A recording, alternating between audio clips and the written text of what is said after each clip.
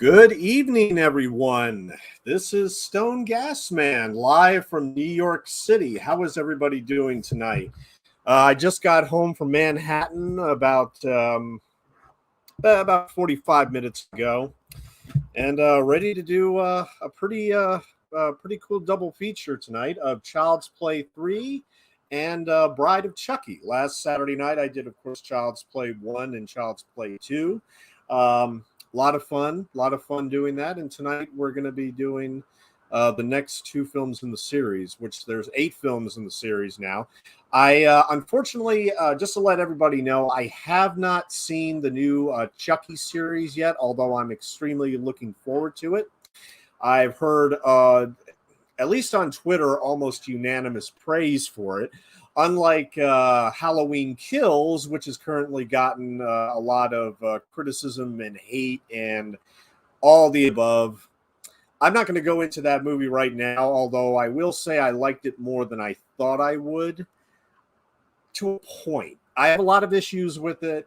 I'm going to join in on Region Free on Tuesday night at 8 p.m., at the Region Free channel. I will give my opinion of Halloween Kills at that point. But for the time being, at least on initial viewing, and I am going to see it again, I liked some of what I saw. I didn't like everything I saw. But at the same time, I'm slightly favorable at the moment. That scale might tip in the next day or two, but we'll see. We'll see. But anyway, so we'll worry about Halloween Kills on Tuesday. So for now, like I said, the first movie we'll be doing is Child's Play 3. I'll give everyone about 3 or 4 minutes to go to the Universal logo on your Child's Play Blu-ray or whether you're streaming. I actually think, I could be wrong. I should have double-checked, but I think it's actually streaming at Peacock. You might want to double check on that in case that is happening. But Child's Play 3, the 1991 film, the follow-up to 1990's Child's Play 2, both films, of course, released by Universal Pictures. Oddly enough, and forgive me if I did state this on the first Child's Play commentary, but Halloween and Child's Play have something in common, in that the first film was released from somebody other than Universal Studios, who handled the second and third films in both those series. But in the case of Halloween, it was an independent film company, Compass International Pictures. And for Child's Play, it was actually MGM and United Artists. And we saw the logos for Child's Play last week, along with... Child's Play 2 has my favorite opening logo, though, just for the fact that Universal was celebrating its 75th anniversary at the time. And like I said, 1990 films like Child's Play 2 and Kindergarten Cop and Back to the Future 3, Universal celebrated their 75th anniversary by showing almost every logo, not every logo, but almost every logo that they have used since the Silent Days. I mean, it opens up with the 1931 logo that they use for their Universal monster movies. And I think that Chucky in the past 10 years has not only been accepted as a Universal monster because of the House of Horrors thing that they do. I mean, forgive me if I'm screwing that up. I've never been to one, but I know that Chucky is now celebrated more than ever, I think, especially with the release of the show. Oh, hey, just to welcome Orc, and how you doing tonight, man? You got a pizza this week? I don't think I had pizza this week. No, I don't think so. I've been having salads and other stuff mostly. And hey, Dan, it's good to see you, my man. Hit that thumbs up. Yes, thank you so much. Yeah, I don't usually say that often, just because I don't want to come off as just pimping my channel. But I'm not that type of person. But hey, I mean, if you really do truly like the stream, please go ahead and like. I would appreciate that. But anyway, Orc and Dan, I'm so glad that you could join me tonight. Really excited. One thing I didn't talk about much in my first two commentaries was Brad Dourif. I mean, I talked about him a little bit in the first film, barely even mentioned him in the second movie. So what I do plan on tonight is talking a bit more about Brad Dourif and his history before Child's Play and after Child's Play. I think it would be good to do that, to get all that down. Just give me one moment here. Let's see. So anyway, I haven't. I watched Child's Play 3 again this week just to prepare myself. Just the interesting thing is, and yes, I am going to save this before I actually press play here in a minute. But I think that Child's Play 3 is my least favorite in the series. I must regret to say. However, I don't hate it. This is why, like I said, Child's Play tends to be, it's really, really shooting for my favorite horror franchise. That's not a joke. I mean, even though I adore Psycho and Friday the 13th and Evil Dead in addition. But Chucky's up there. And that's what I'm saying, is that Child's Play 3 is, at the very, very least, it's an interesting movie, and I love the direction it takes, even if it doesn't pay off, sort of like with Halloween Kills. But here again, I'm going to try to shut up about Halloween Kills. Look, Child's Play 3, it jumps 8 years ahead, so that technically we're in 1998, which is, oddly enough, when Bride of Chucky, our second film tonight, was released. And yes, today it was released on October 16th, 1998. So we are, in fact, celebrating the 24th anniversary tonight of Bride of Chucky after Child's Play 3. But going back to Child's Play 3, it's actually my least favorite in the series. But here again, there's actually more than I will point out that I actually do like some stuff in this movie. It's interesting. Maybe a third of this movie, I would say, has good stuff, while the other 2/3 are kind of a slog. I'm not bored by this movie, which is probably the best thing I can say about it. And there are, like I said, there are things to like. There are definitely things here to like. But trust me, when I get to Bride of Chucky, I'm going to start celebrating and everything, because I saw Bride of Chucky in the theater. I saw it in the theater. It was the first, it was the first Chucky movie I saw in the theater. And even though I did not, it didn't possess me to become a Chucky fan after I saw it. It was another film years later which actually did that. But I enjoyed Bride of Chucky so damn much. And here again, I can't wait to get to it. But at any rate, oh, yes. See, just real quick. Yes, thank you, Dan. Yeah, Brad was great in Mississippi Burning, One Flew Over the Cuckoo's Nest, Hidden Agenda.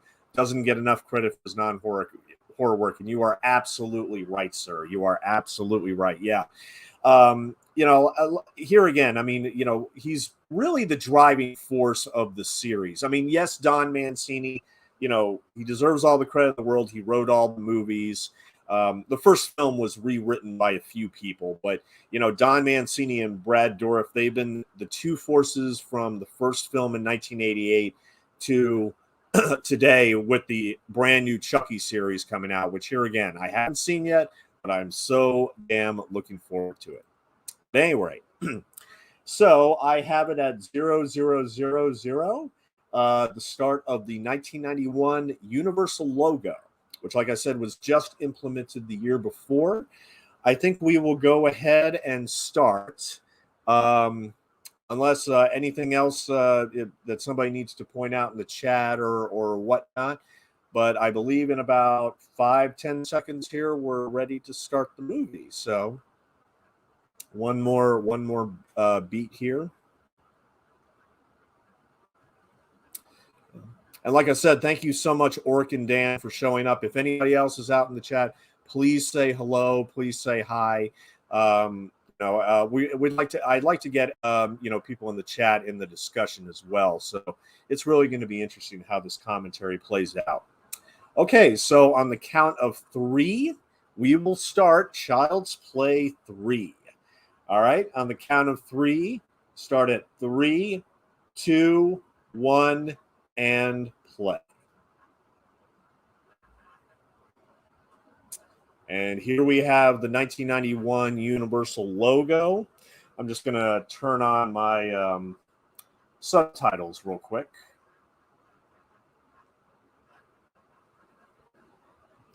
I mean, I don't know about you guys, but I mean, as I've gotten older, and it's not to say that my eyesight or my hearing has been going, but I feel the need to have subtitles now every time I watch a movie, just in case I misunderstand something or miss something in terms of the dialogue.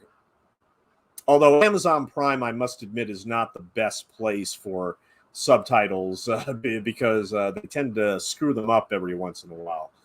I remember when YouTube subtitles used to be hilariously bad. I mean, just how off they were every single time. But anyway. So yeah, this is the start of Child's Play 3, which this is this is supposed to be right after the events in Child's Play 2. And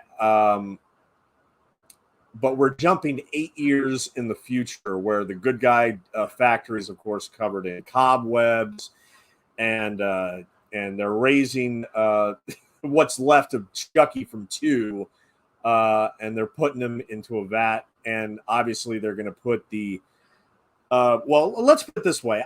Leonard Maltin, of all people, I mean, the critics trash this movie a little unfairly, I think.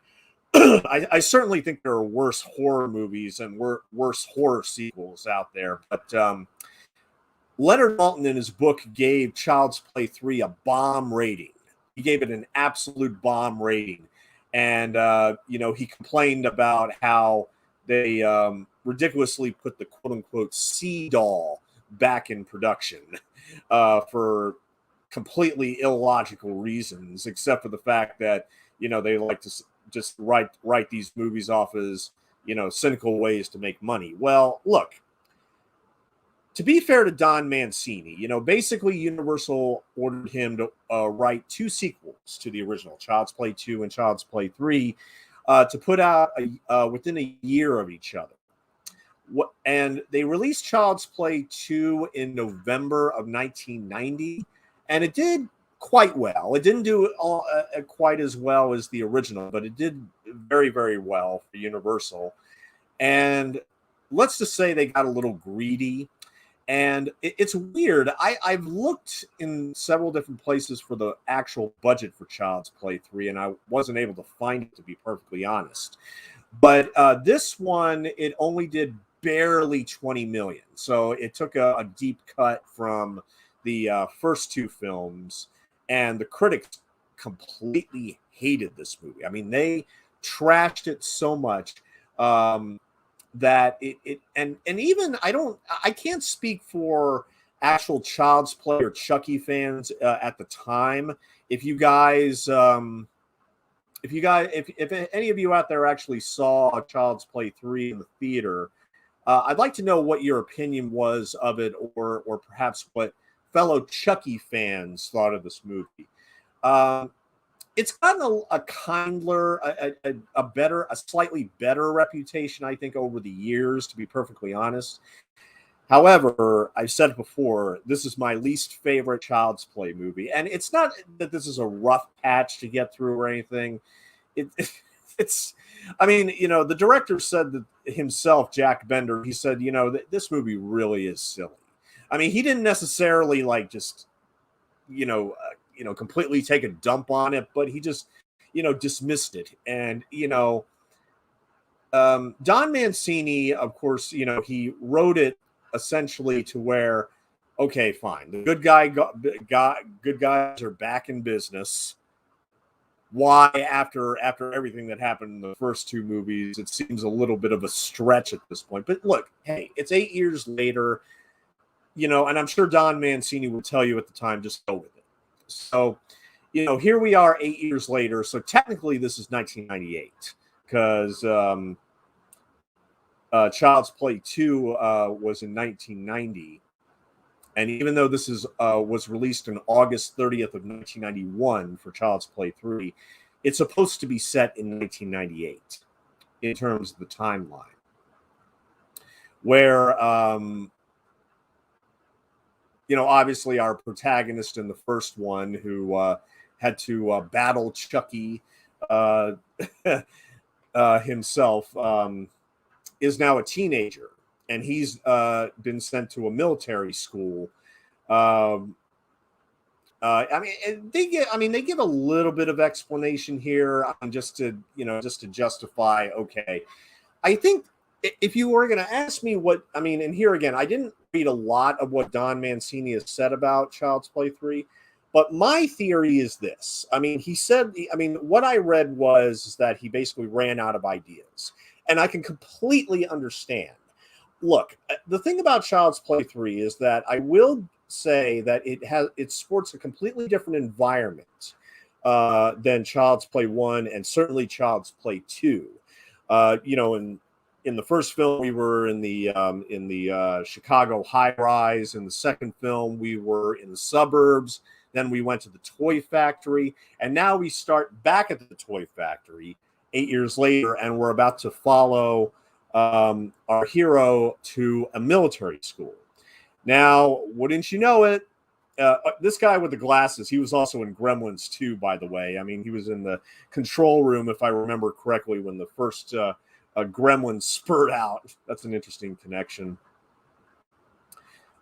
Yeah, here he is right here. I don't know his name offhand, but yeah, here he's getting, the head of the company is getting a good guy doll, which just happened to be Chucky. Now, the thing is, obviously you just have to go with it. Chucky is alive again. Just go with it. Besides, the later films are going to get, I think, a lot more fun than this movie. I think for a very good reason. And here again, I can understand why Chucky fans like Child's Play 3. It's a bit darker than some of the other films.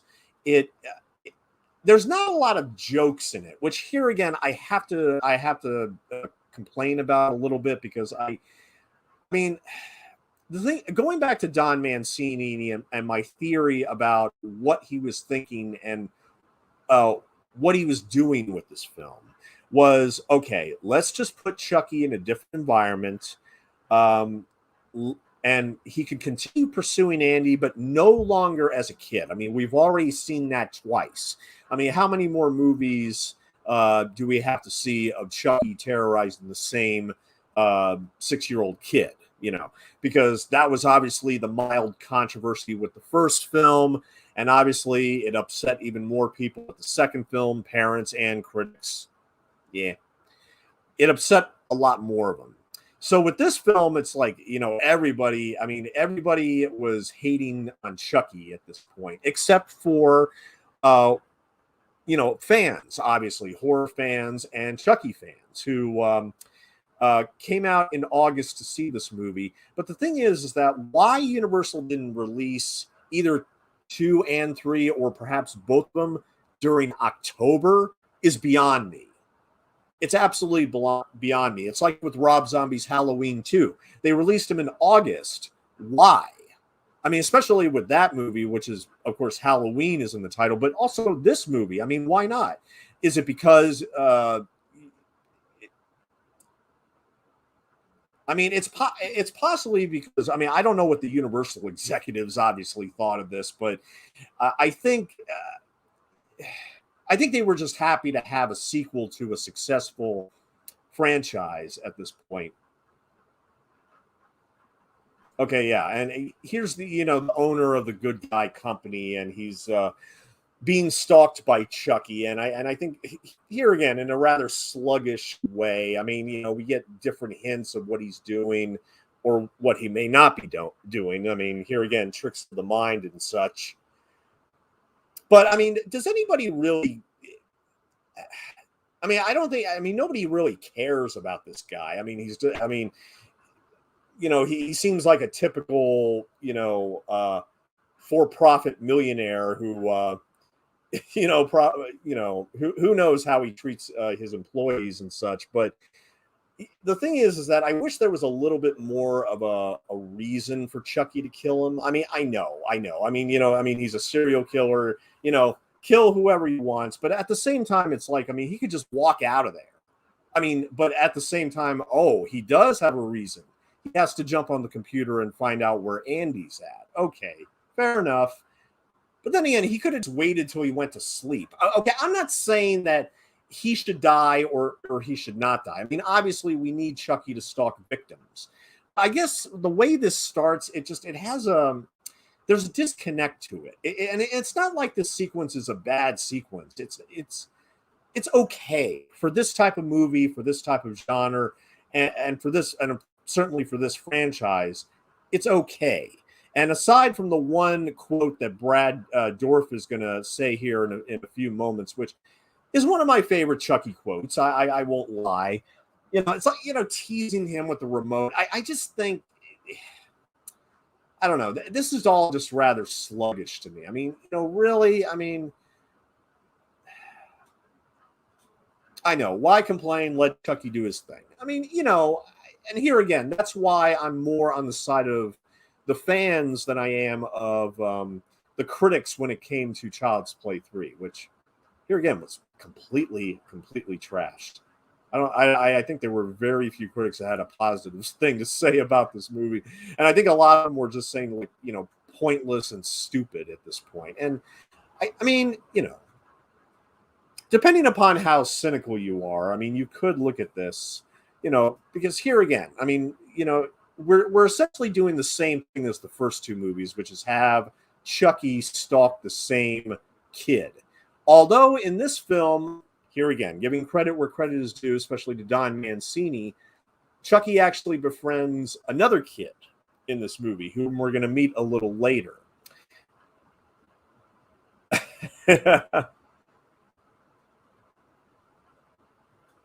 I mean, I remember when I first saw this, and I was fairly young. I mean, I was maybe 15, and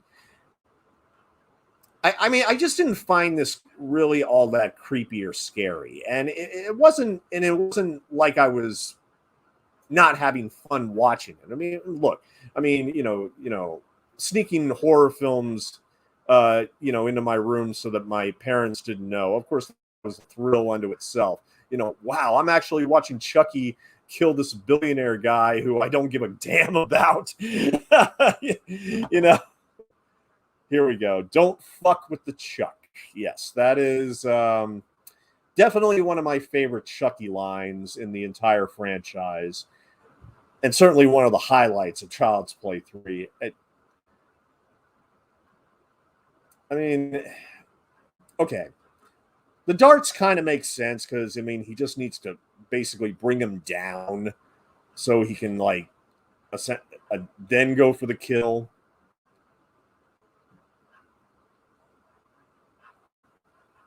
I mean, I will say this about this sequence. I mean, the toys that are all around, that gives it a little bit more of, like, this amusement park type of vibe, which of course in the climax of the movie we are going to in fact be at an amusement park. Yes, Dan, I completely agree. Yeah, it's a pretty strong franchise overall. I mean that's the thing. I mean, Child's Play 3, I don't think I could give it less than 2 stars, and I'm tempted to give it more, but just because I have a Chucky bias. But this is the one that to me strains credibility. It strains on the humor. It strains on it just strains in, I think, all areas. I mean, I don't think it's that well directed. I mean, I think it's the direction is pretty workmanlike. I'm not too crazy about Chucky's look in this movie. Here again, I mean, I'm sure fans will have their preferences, and this may be one of them. Okay, so here we are at Kent Military School, which of course is where Andy, 16-year-old Andy, is about to show up at and attempt to ingratiate himself among the boys here. You know, what's interesting is that, I mean, this film is actually set in a military environment. The thing is, though, is that I served 8 years in the military, as a lot of people know, and it's still my least favorite. I mean, and it's not like I'm going to complain about, you know, how things are unrealistic or whatever, because like I said, I never went to a military school. But oddly enough, I just found this the least interesting without being boring. Without being boring. I mean, there's just something about it that it's just very sluggish. There's not enough Chucky, and there's not enough, I think, Chucky lines. Like, don't fuck with the Chuck. I mean, that's almost all this movie has, I think, in terms of the Chucky dialogue.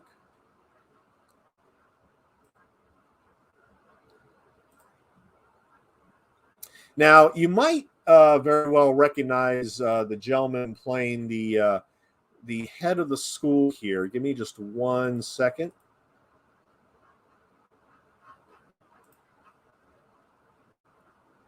Yeah, this is Keen Matthews. I'm sure I mangled that first name, but yeah, he's now 80 years old, and he plays Colonel Cochran. He's actually also a playwright. And I've seen him in numerous films. I mean, yeah, okay, yeah, like he had done episodes of Remington Steele and Saint Elsewhere and Matlock, and he had done films like Funny Farm, Permanent Record with Keanu Reeves, Clean and Sober with Michael Keaton. You know, he's a character actor that's popped up in many films over the years, and I'm sure you've seen him in, if not maybe an episode of Who's the Boss, maybe an episode of Star Trek Voyager, who knows? But yeah, he does a lot of stuff. And I believe he is, in fact, retired now. But who do we have here by horror favorite Andrew Robinson, who, of course, is best known as being the serial killer Scorpio in Dirty Harry from 1971 with Clint Eastwood, as well as the lead role in Hellraiser.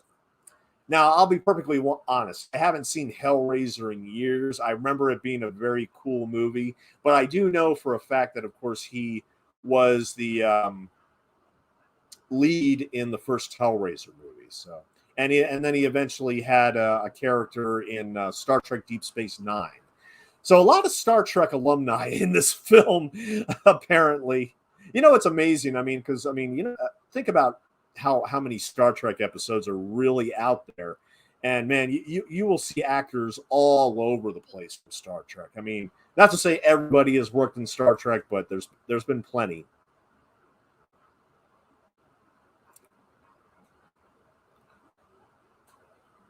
And, of course, we just saw the kid that Chucky is eventually going to befriend. If I'm not mistaken, yeah, Ronald Tyler, Jeremy Silvers. Yeah. Now here we have, this is interesting. We have another good guy commercial. So, you know, obviously this is telling Andy, oh no. I mean, that's the thing, is that you go to this military school, you know, your mother is now in a sanitarium, and you know, you've been through foster care, you've had all these traumatic experience dealing with a doll that's about to kill you. 8 years later, you go to a military environment, and the last thing you would expect, if I was Andy, especially being it 8 years later, the last thing I would have expected would be Chucky to return, and even more so to actually penetrate this kind of environment. You know, but yeah, but once he sees that good guy commercial, oh no, this is not good. This is not good.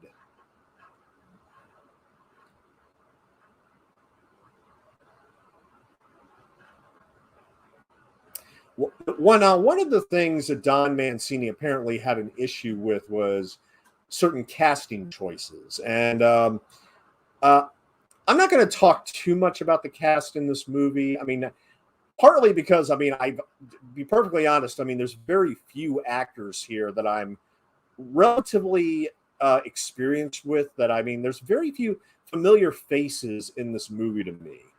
I mean, aside from Colonel Cochran, of course. I mean, our lead, Justin Whalen. Granted, he played Jimmy Olsen in Lois and Clark, but I never saw that show. And you know, he's done a few other movies, but then again, I have no interest in watching Dungeons and Dragons. But probably the best movie he has on his resume is Serial Mom.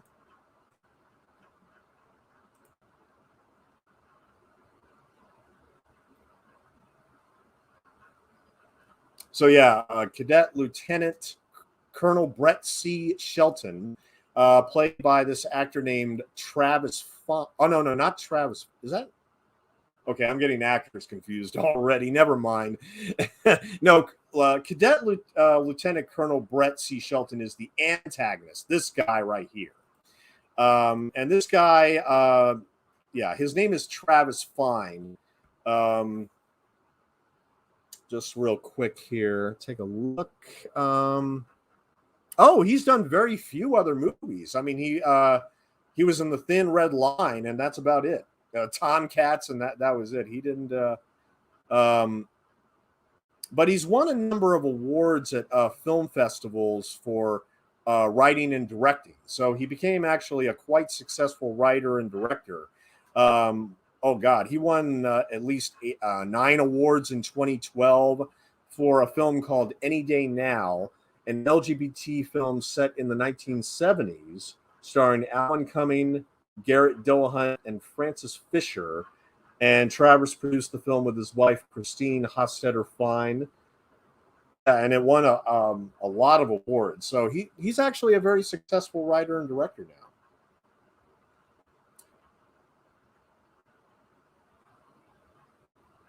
But I was trying to identify the roommate real quick.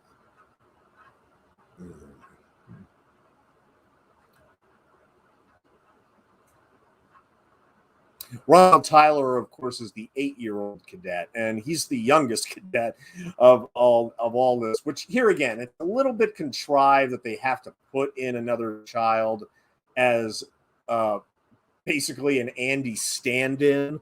So in this movie, I mean, you know, he does terrorize another child. I mean, I'm not complaining, but at the same time, here again, it's kind of he's ultimately befriending a child just to get to his main target, which is Andy, and has been for the past two other films. And 8 years later, he wants to get some hardcore revenge here, obviously, while still trying to get out of the body with the voodoo. But here again, in Child's Play 2, I thought that, you know, it's stipulated that he was going to remain in that body forever. I don't know. I mean, is it because he's in a brand new body that he gets another inordinate amount of time? Or I could be wrong, but I don't think Don Mancini is pretty clear on that. But here again, with Child's Play 3, it's kind of a just go with it sequel, where you just have to accept Chucky is alive again. He's stalking Andy again. And he's doing so many things again that here again, I mean, going back to what Don Mancini about running out of ideas and everything. I mean, this scene just doesn't really have much of a purpose. I mean, even with the events with these characters later, I mean, we never ingratiate ourselves with any of these characters, at least from my point of view. I mean, Andy is almost essentially a brand new character. Not exactly, but at the same time, it's hard. It's more difficult to make a connection to 16-year-old Andy as opposed to 8-year-old Andy. And that's not a knock on the actor Justin Whalen at all. I'm just saying that. I mean, here again, he had a very challenging job here, which was to take over the role for Alex Vincent from the first 2 films. And basically play him as a teenager. I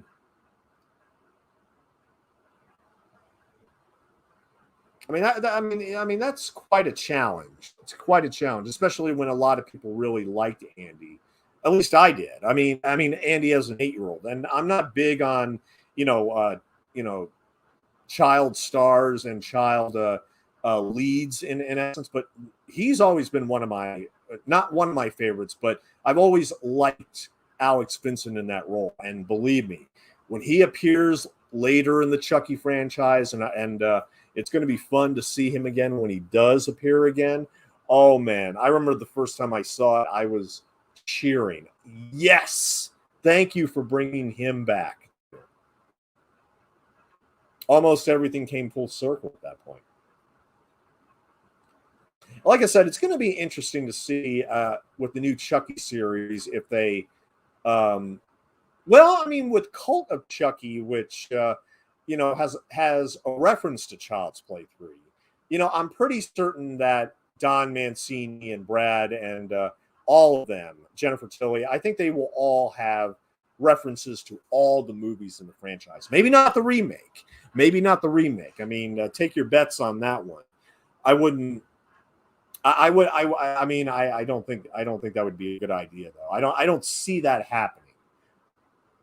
Maybe if they make a sequel, they might do something at the same time. Maybe knock it, in a, in a ridiculous way, which will probably be fun. But we'll talk about the Child's Play remake at the end of the month on October 30th when I do that with Cult of Chucky. So now, okay, the effects are still good. I mean, the animatronics are still fairly believable and fun to watch. And I'm not crazy about the slightly different look here for Chucky. Now, that's the thing is that I always thought even when I was growing up and I was looking at like all these titles and VHS tapes in the video store, you look at the Child's Play VHS covers. The original has that badass shot of him with the knife and with the Roger Ebert quote saying Chucky is one mean SOB. I love the Child's Play 2 cover art and poster with the scissors and the Jack in the Box, and Jack is like, uh-oh, I'm about to get my head chopped off. I love those two. Child's Play 3 is just a close-up of Chucky's face. And there's not enough. I don't know. It's almost like, it suggests that this is almost like going to be an in-your-face type of sequel that's constantly going to be, sort of, the idea of like dangling a shiny object in front of a cat or something like that. But the Child's Play 3 poster, I just always thought like, okay, whatever. Could they not think of anything more original than just a close-up of his face? And it's not really even that sinister of a face. They I don't know. There's something about seeing Chucky when he's actually moving on screen, as opposed to. I would have preferred like a sort of like another Chucky's Play Chucky's Play. Oh, I knew I was going to do that eventually, like a Child's Play 2 thing where he, attacks another toy or does something just a little bit more clever. But I don't know. Maybe you guys disagree. Please let me know. I've just never been a big fan of the cover art and poster for this. And here again, I think this reeks a little bit of laziness on Universal's part in terms of advertising. Just me here again.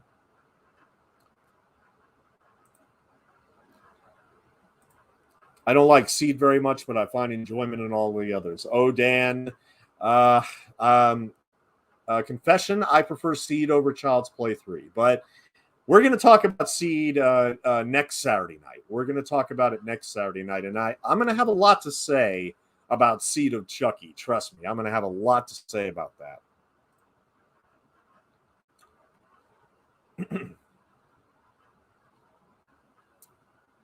And see, the thing about Child's Play 3 also is that there's very few in the cast that stand out. Maybe Andrew Robinson is the barber, maybe the one character that I would say stands out to a certain extent.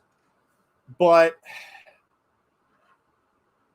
I don't know. And that's the thing, is that to me, there's just not enough. When Chucky's face is just, doing a mean look or whatever, to me, it's just not enough. It's not enough for this movie. And here we go with the voodoo again.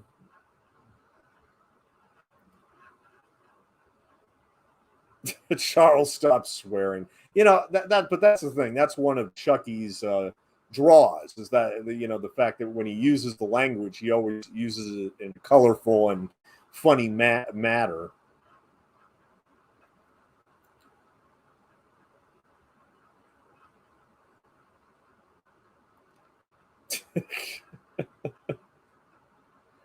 I don't know.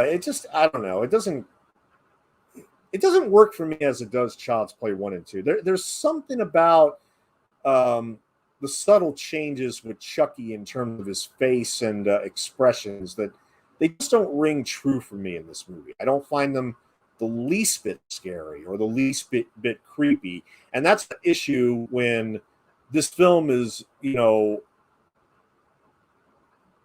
more often than not, dead serious with its subject matter. It attempts to be darker and attempts to be a little bit more daring instead of relying on humor. But here again, the humor to me is what makes the Child's Play movies stand out among other franchises. I mean, that's what I'm saying. Don't fuck with the Chuck is a great line, but man, we could have used more of those in this movie. We really could have. Poor gal Susan, how you doing? How you doing? Thank you for jumping on. Just to let you know, I'll give a timestamp real quick. We are at the 32-minute mark, about 10 seconds away from the 32-minute mark in Child's Play 3.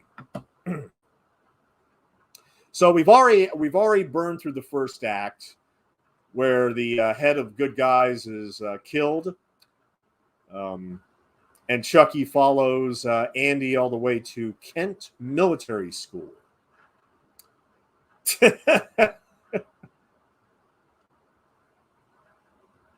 Okay, now that's okay. I mean, okay, you have him look at him straight in the eyes. That's enough. He doesn't have to come alive at that point. But here again, I do wonder, of course, do you really think his hair is... do you think he's really in pain when he's being carried by his hair? I'd like to ask people out in the chat. I mean, do you think he feels pain at this point? I know he said he felt pain before and actually bled before, but do you think he actually feels anything this time, or do you think he's completely immune to pain now? Very interesting.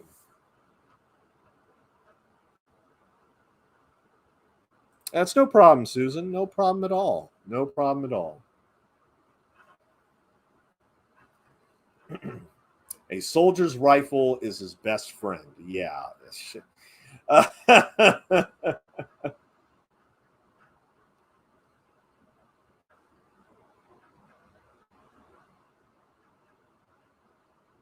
Okay. We throw Chucky in and it allows for... That's a pretty funny shot, but like, oh no, going in the dump, going in the trash. I guess that's a little fitting in a sick way, because of course how much trash the critics gave this film is, I mean, here again, when you look at 1991 as a whole, I mean, really, do you think this movie is worse than Cool as Ice? Come on, guys. I mean,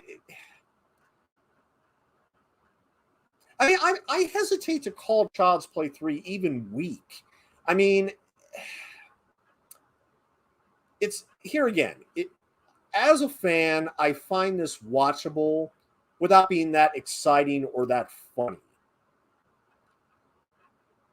And I know that sounds damning with faint praise, especially from a true Chucky fan. But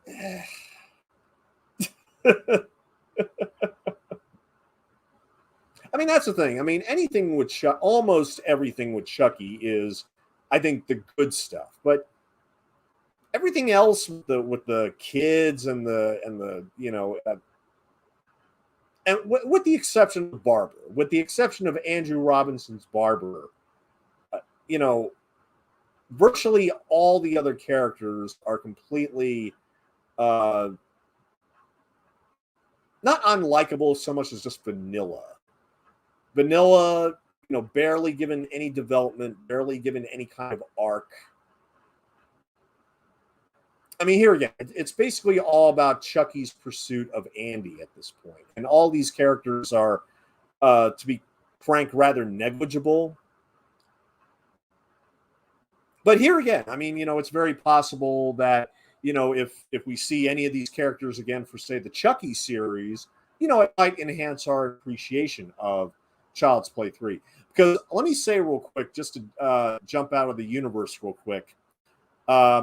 I'm not a fan of the Karate Kid Part 3, and yet I do wonder if Cobra Kai Season 4 is going to make me appreciate Karate Kid 3 even more.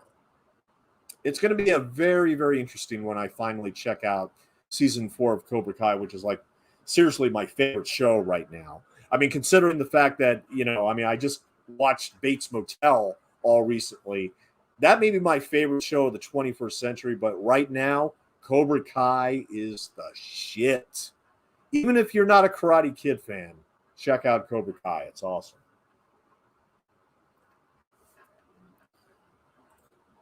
Not too bad, just watching Stone in that Slumber Party Massacre remake. Oh, man. How is that so far, Dan? You got to tell me. I own the first Slumber Party Massacre on Steelbook Blu-ray, and I bought it solely off of his recommendation. Solely off his recommendation from his video review. Because I'd never seen Slumber Party Massacre before. I had seen that infamous VHS cover 1,000 times, but I never bothered to rent it. And based on Piz's review, I just bought the Steelbook. And now it's one of my favorite slashers. So I don't know if I'm even interested in the remake at this point. I need to see the original a lot more times. But yeah, let me know what you think of that.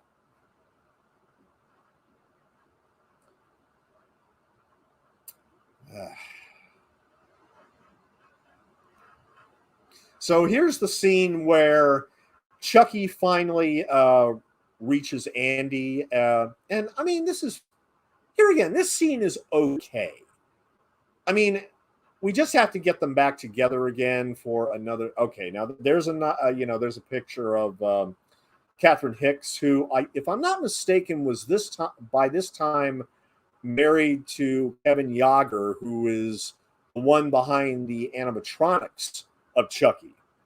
So even though she never really appears in the franchise again, which here again I kind of missed Catherine Hicks. That's one of the disappointments to me of Child's Play 2 is that the way they just dump her character is, I think,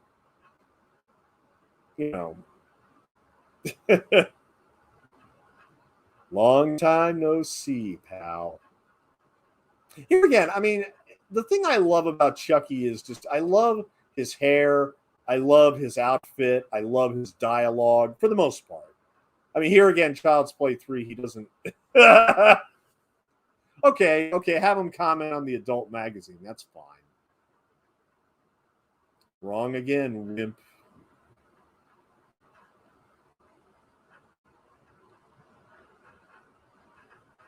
So he obviously wants to basically transfer his soul in little Ron, the 8-year-old cadet in this movie.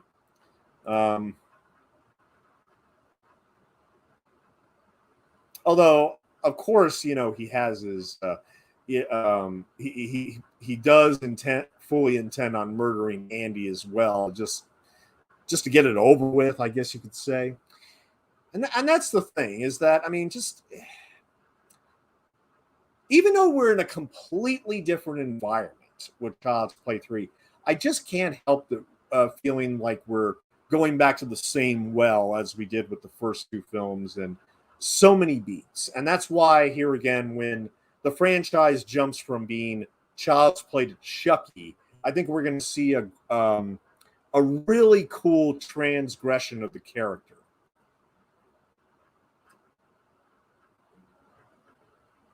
Because, I mean, that's the thing. I mean, you know, aside from Don't Fuck with the Chuck, and, you know, Andrew Robinson is the barber, a few other little bits here and there, this entire movie, it's just kind of a slog. It doesn't, you know, I just don't think Jack Bender, I don't know. I think he just follows the script and you know, and just tries his best at making these scenes even the slightest bit intense or the slightest bit creepy. And here again, I just don't think the setting kind of is the right environment for that. Maybe, at least for this movie. I mean, yeah, it's interesting to see Chucky in a military environment, I guess. I mean, it just doesn't have any more, you know, resonance beyond that. Or dare I say it,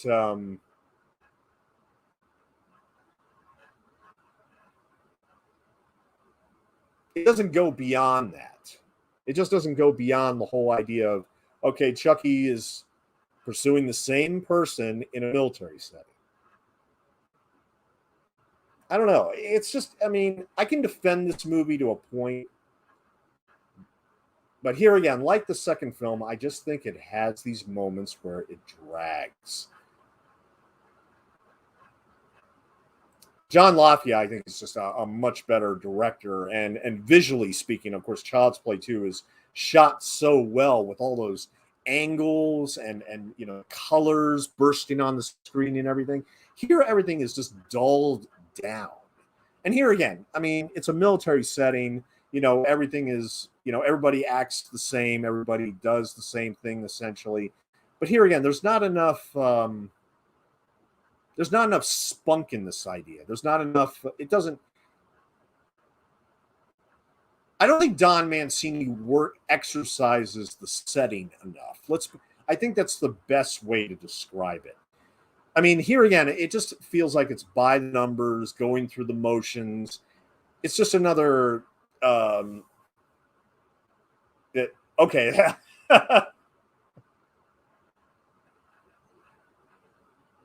Okay, that is actually one of the better shots in the movie, where you know, the shot of Chucky behind him, and then he goes on the bed, and then yeah, and they both get up, and then Chucky is skirted off again. I mean, I like little moments like that.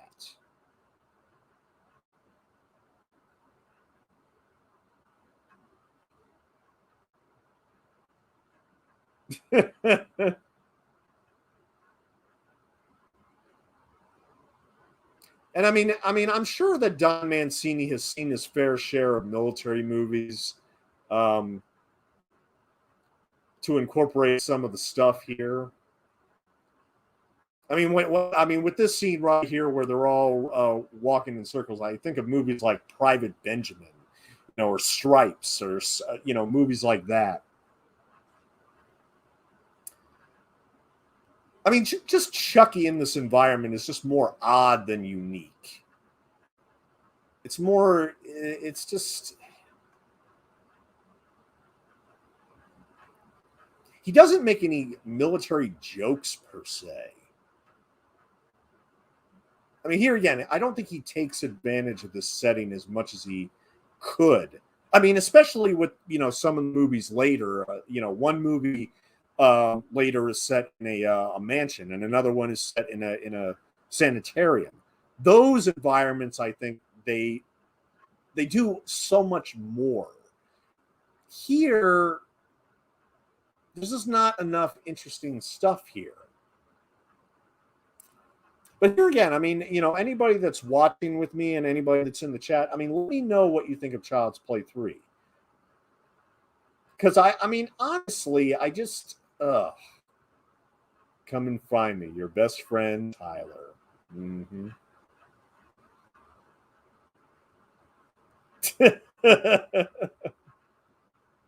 Okay, so this shot isn't bad. I mean, yeah, there's a little bit of shadow, there's a little bit of detail. The knife, yeah, it looks shiny and sharp, but is it really as memorable as the knife in the first film? Oh no, no. I mean, that's the thing is that even the his choice of weapons.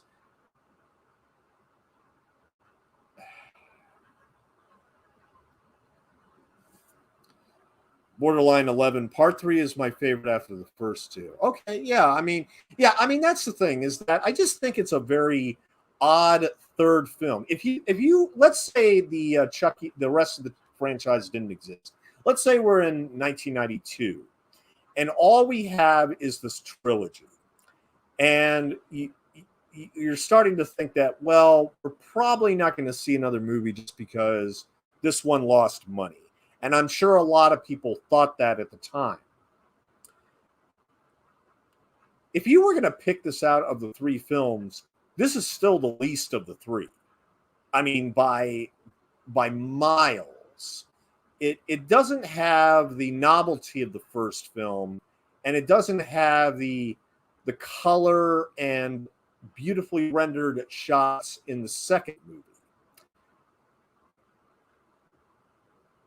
But there is still good things in it.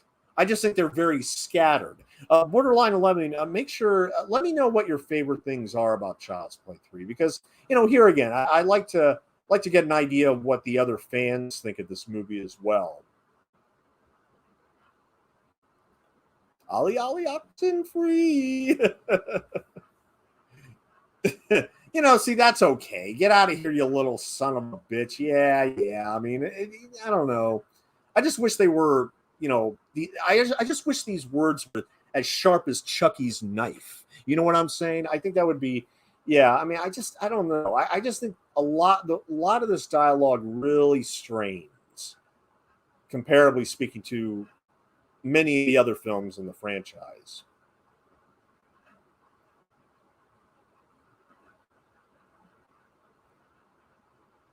And here again, I mean, of course, if you watch this movie now, I think in hindsight with all the other Chucky movies we've gotten since, it does play better than it did in 1991 because I think that I think the leap forward in time was a little bit of a shock to some people.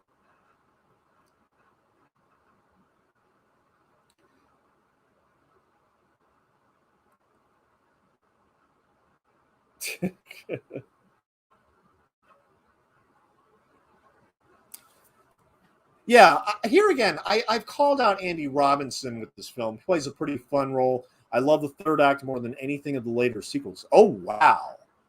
Wow. See, that's the interesting thing because, I mean, a lot of critics called the third act of this movie very, very lazy. And, they basically wrote it off as junk. I don't know. I like the amusement park.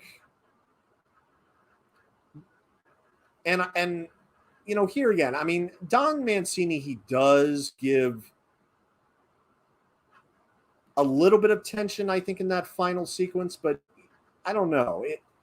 I still think it's like a far cry from the Toy Factory climax in 2 and some of the other ones. But here again, I mean, I can see purists of the franchise preferring this movie far more than the later Chucky movies.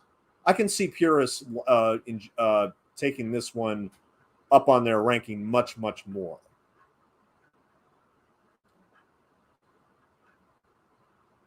But that's the thing is that, I mean, even though this is my least favorite of the franchise, again, there is just enough that, I mean, look, I mean, and I don't, I don't check my watch with this movie or anything. It's slightly longer than the first two movies, but, it doesn't.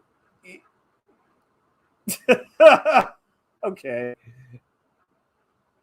Okay, now I think this is a good point to reference that. Okay, this is almost like a. Well, as a lot of people know, Don Mancini, well, lipstick on Chucky. Yeah, he's probably not happy about the lipstick.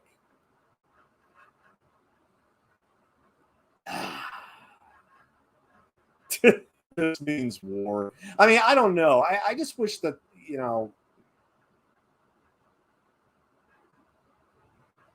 But oh, hey, Jamie, how you doing? Great to see you. Yeah. But hey, Borderline, let me ask you this: what is your favorite Chucky quote from this movie? Is "Don't fuck with the Chuck"?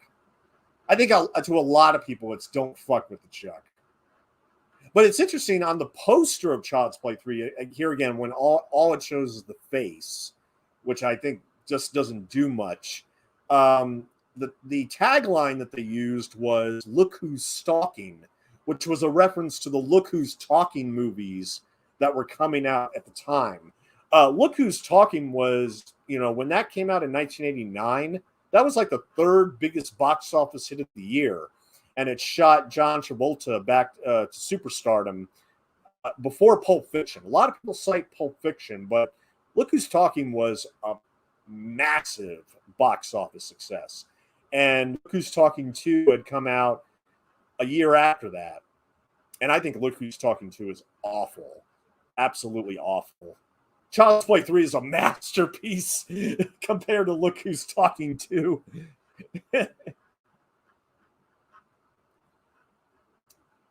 I like to be hugged. Chucky with the rosy cheeks.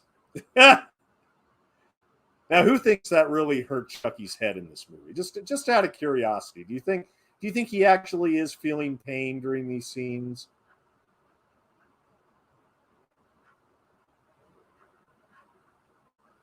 Well, I mean, if all that's really in Chucky's body is the soul, you know, I would think that he probably doesn't.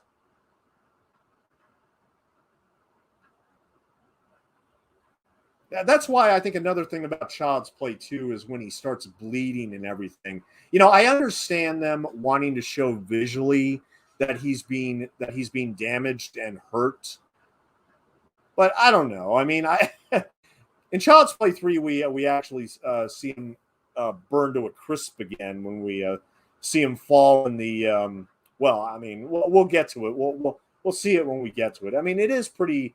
It is kind of cool. I just, yep.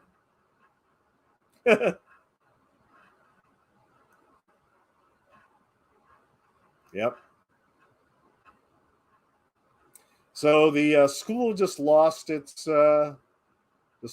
leader.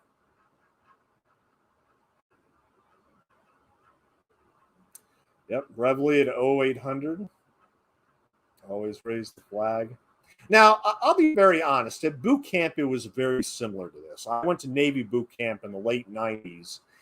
And, yeah, it was very similar to this where we had to stand and, before we ate in the mess hall. But the thing about going to the mess hall is that we were only given like 10 minutes to eat. So we had to seriously just gorge on that food. And it wasn't until after battle stations when they actually served us good food like steak and lobster and stuff like that. Now, we did not have a barber that did this. I mean, here again, if you love Andrew Robinson's demented barber, I don't blame you one iota. I mean, here again, I mean, he's one of the best things about this movie.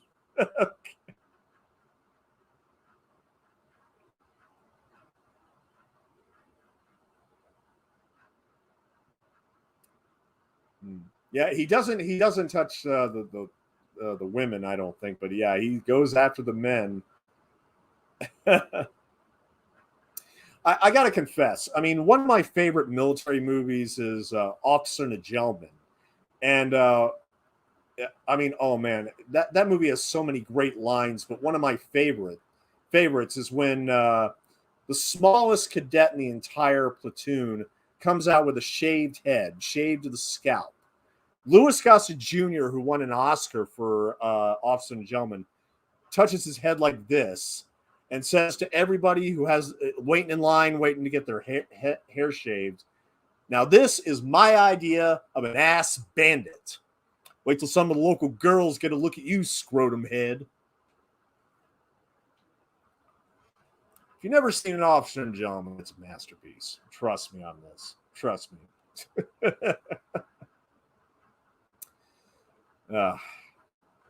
Had Andrew Robinson said that line in this movie, I think that that would have been a great reference.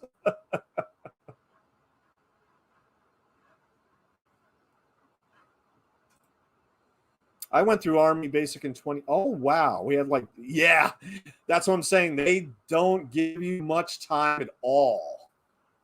Not at all. And it's kind of frustrating, too, because, I mean, you know, I was always worried about choking on my food.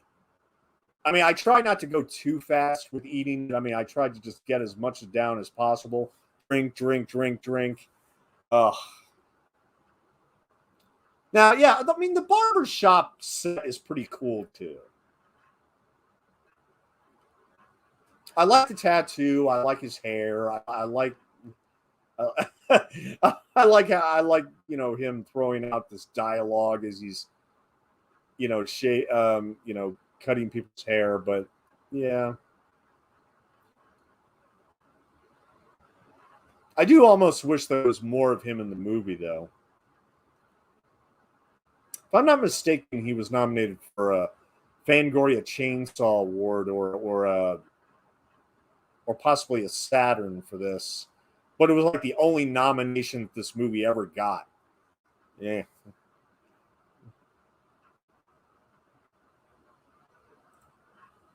Oh, I'm sorry, Horror Gal Susan. I'm so sorry. Let me give you a timestamp real quick.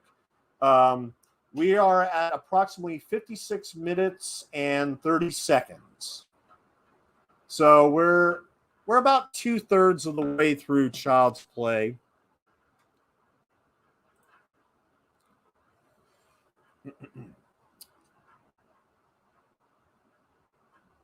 Okay, yeah. I mean, the idea that he's actually going to trim Chucky,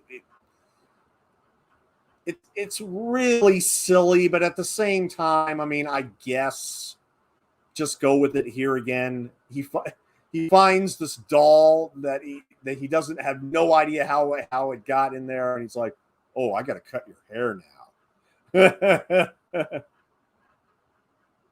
I was mentioning during the first two commentaries of this real life doll that is supposedly possessed, and I kind of do believe that he's possessed, by the name of Harold. Go look up Harold the doll, and I mean, that's the thing. He is not a doll I would touch the hair on, because from what I understand is that if you think negative thoughts about Harold or you do anything bad to him, he'll essentially kill you. Through his mind or through whatever power he has. Now, I have nothing but respect for Harold, just because most of my heroes, including a military hero, Harold Russell, who won 2 Oscars for the same role in 1946. Harold is just one of my favorite names, and Harold is the name of my hero. So I have nothing but love and respect for Harold the doll. Just throwing that out there.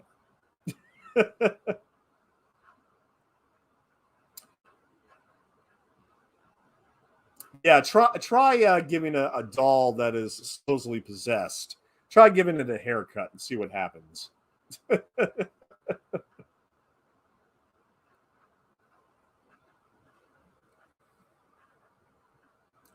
Yeah, everybody, please check out. Of course, Jamie has a channel. Dan has a channel. All good guys. I mean, be sure to check them out as well.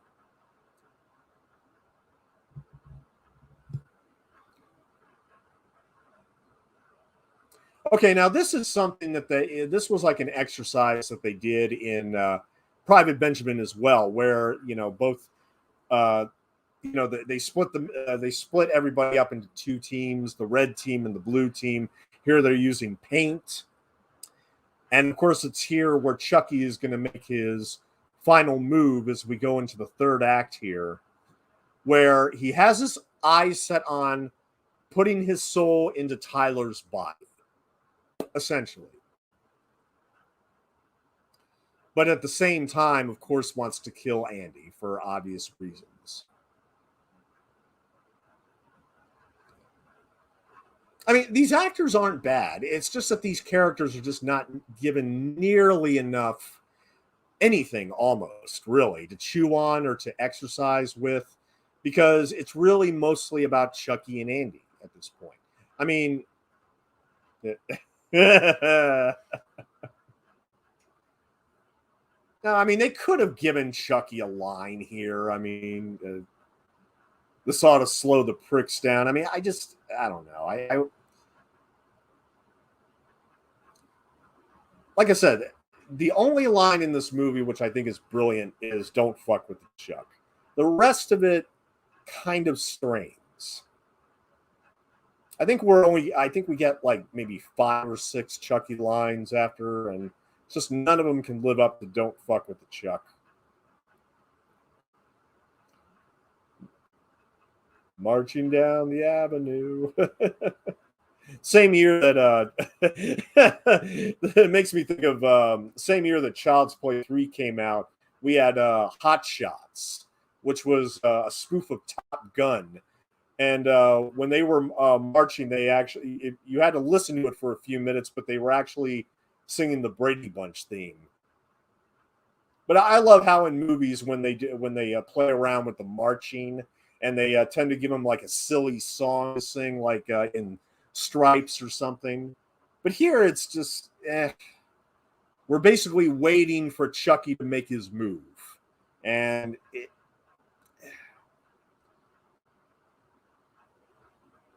it's just hard to care about these characters when we spent so little time with them. I mean, we had to do we had to show kills. I mean, we had the kills to worry about. We had the head of the good guys corporation in the beginning. We had the colonel to get rid of. We had the barber to get rid of. We don't spend enough time with these other characters, unfortunately, to really make much of an investment. And sadly, we don't really see any of them ever again, except for Andy. And here again, I mean, we have. Well, I'm not going to give it away. I'll actually keep it a secret for now. But yeah, Andy does return to the series, but I'm not going to say a word as to the circumstances. We'll just wait when it happens. But it was one of the coolest surprises that I've ever had watching this franchise. One of the absolute coolest.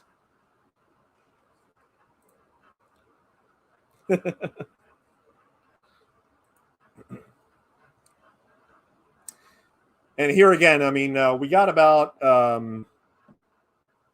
we have approximately 27 minutes to go here as we're going into the third act. Right after this, there will be a 5-minute break. I'm going to go get something to drink real quick, and then we will start Bride of Chucky. And here again, I am really, really looking forward to Bride of Chucky. I mean, Child's Play 3, with all due respect to the movie and its fans, it's a stretch. I just think it's a military stretch, essentially. It is a stretch until it gets to Bride, I personally think. Because then the fun just goes into complete overdrive. And see, I mean, this little connection, it doesn't really resonate, but, the thing is also, and I will fully admit this, had I seen Child's Play 3 in the theater back in 1991, had I seen it that's actually a beautiful shot.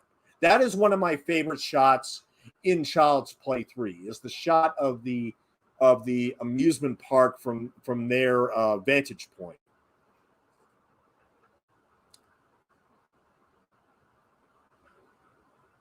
So, Jack Bender, you get 1 for that. You do get 1 for that.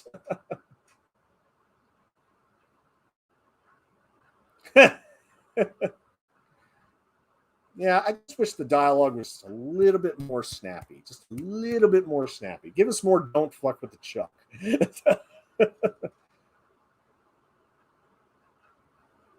And also, I mean, that's the thing, is that the kills in this movie, while some of them are fairly set up well and some of them pay off okay.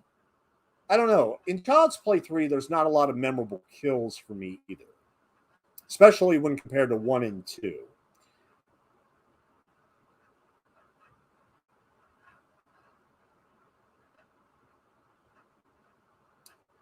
But let me reiterate, this movie, for all its flaws, it's 1,000 times better than, say, Cool as Ice. I mean, I certainly watch Child's Play 3 now over Teenage Mutant Ninja Turtles 2. Now, this is another odd thing as well. I mean, the music, there is a score. I don't think it's all that memorable. And there's not really any like contemporary songs or contemporary bands with this movie. I don't know. I don't know if I think Universal was basically relying on the name and the character, obviously, of Chucky to, make them bank at the box office. But, unfortunately, that didn't happen. And here again, I just think that there's just not enough exciting stuff. The military school, it's not a bad backdrop. The amusement park at the end, it's not a bad setting for the climax. There's not enough energy here, or there's not enough direction. It lacks in so many other areas, I think.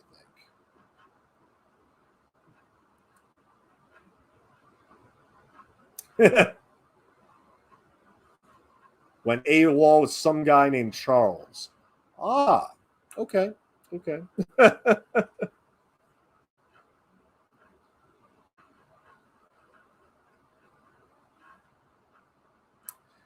Yeah. So,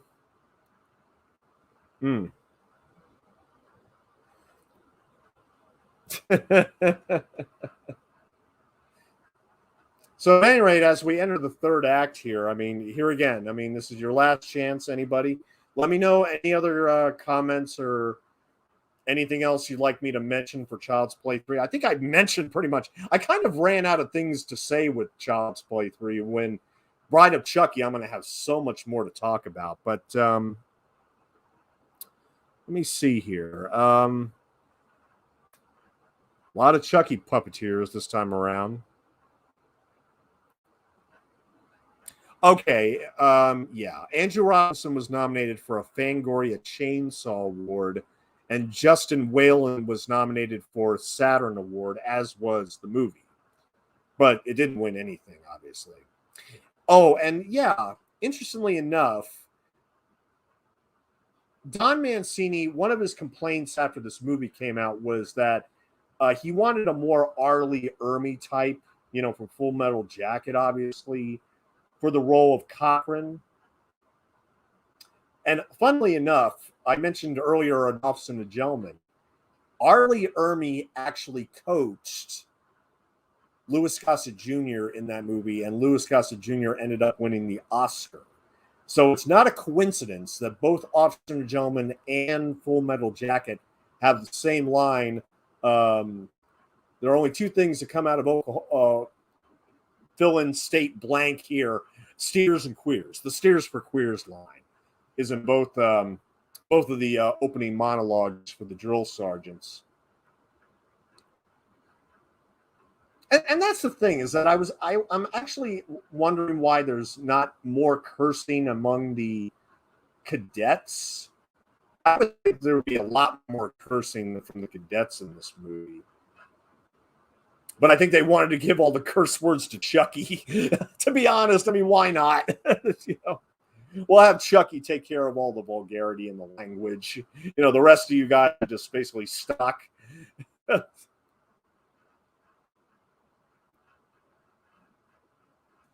Got ourselves a little POW.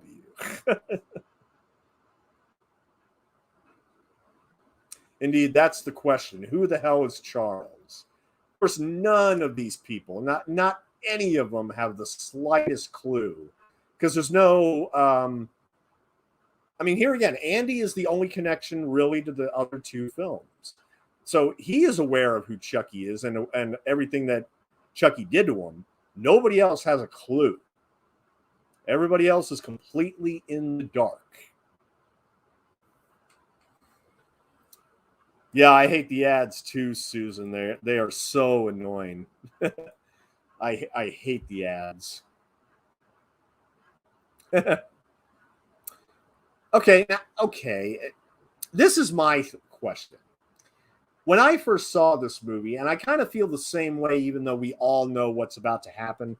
I mean, this is a military school. Do they actually expect us to believe that's a real grenade? I mean, seriously. I mean, did I miss something where Chucky actually stole that from somewhere? Because, well, yeah, he was actually in the weapons room, but I don't know. Being a military school, I would have thought that they wouldn't have gone as far to have a grenade. But the whole idea is that he's going to hold.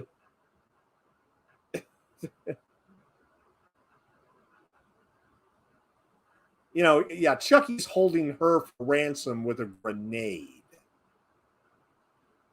I mean,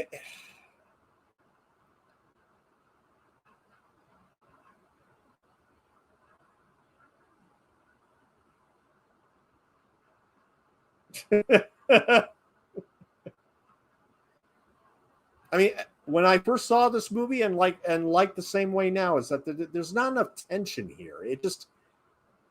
There's not enough tension or excitement or just we know what Chucky wants, and he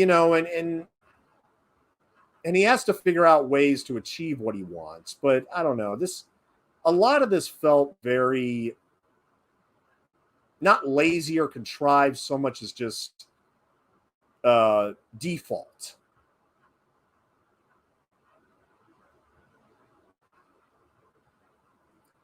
I love you, Don Mancini. I just don't think that you do enough with the military setting or the characters for that matter. I just don't think there's enough here. If you're a fan of Child's Play 3, I love you because I love this franchise. Believe me. I just don't think it works as well as it wants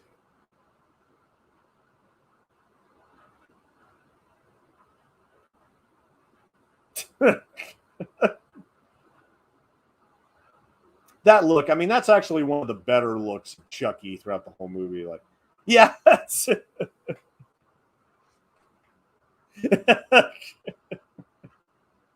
I mean, just hearing Brad laugh is a joy. It's an absolute joy. You know what I'm saying? And actually, speaking of Brad Dourif, let me mention also that, of course, his first film was, of course, One Flew Over the Cuckoo's Nest, which he was nominated for an Oscar, but he also won the Golden Globe and the BAFTA for One Flew Over the Cuckoo's Nest, which is, of course, directed by Milos Forman, set in a mental hospital with Jack Nicholson, based on the great novel by Ken Casey. And Brad plays the patient of Billy Bibbit. So look, if you guys are a fan of Chucky and Brad Dourif, and you've never seen One Flew Over the Cuckoo's Nest, put it on your list. I mean, it's one of the great films of the 20th century. Absolutely.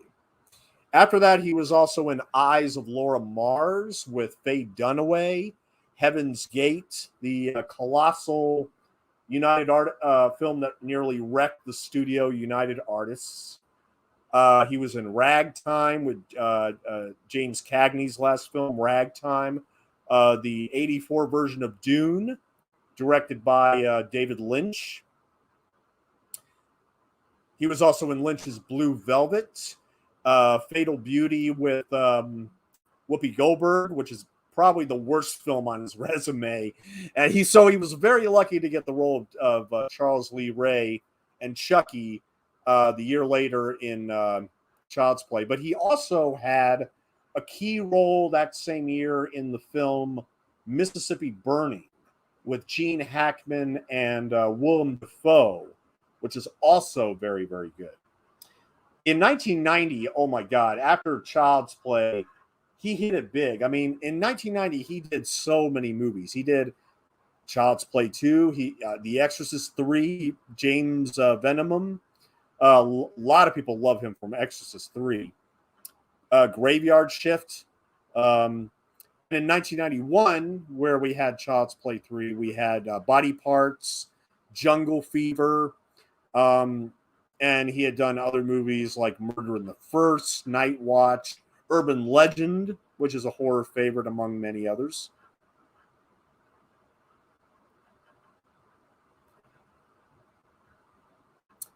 And of course, my personal favorite, Sheriff Lee Brackett in Rob Zombie's Halloween movies. He's one of the absolute best things about Rob Zombie's Halloween 2, a film that is almost universally hated among Halloween fans, but I love it. I love it. I love it. I love it. And I'm not ashamed to say I love Rob Zombie's Halloween 2. Not the first one, just the sequel. Yep, Sonny Boy is seriously underrated. See, that's why I'm saying Borderline 11. Yeah, they shouldn't even have live ammo. They should have been carrying all fake rifles. You know, why are there real weapons at this military school? You know, and it's not like Don Mancini's, commenting on anything. So I don't know. It's just a stretch. It's a massive stretch. But let me say this, which I'm sure a lot of you will find very interesting. Dawn of the Dead is one of my top horror films. I actually think it's even slightly superior to Halloween when it comes to the films of 1978. When I first saw Dawn of the Dead, I did not buy an ice rink being at the shopping mall. Did not buy that at all. I found that really hard to believe. Really, an ice rink inside a shopping mall?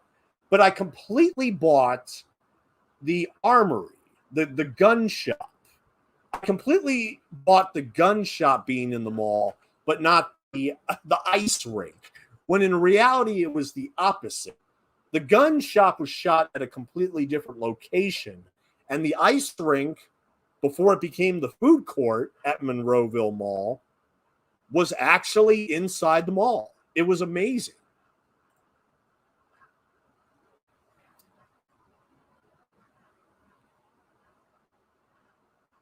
I mean, and we've seen amusement parks before in real life and in other movies.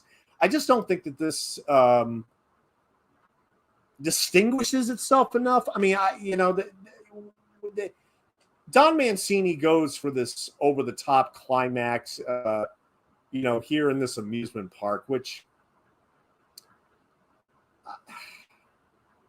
it's just never 100% worked for me.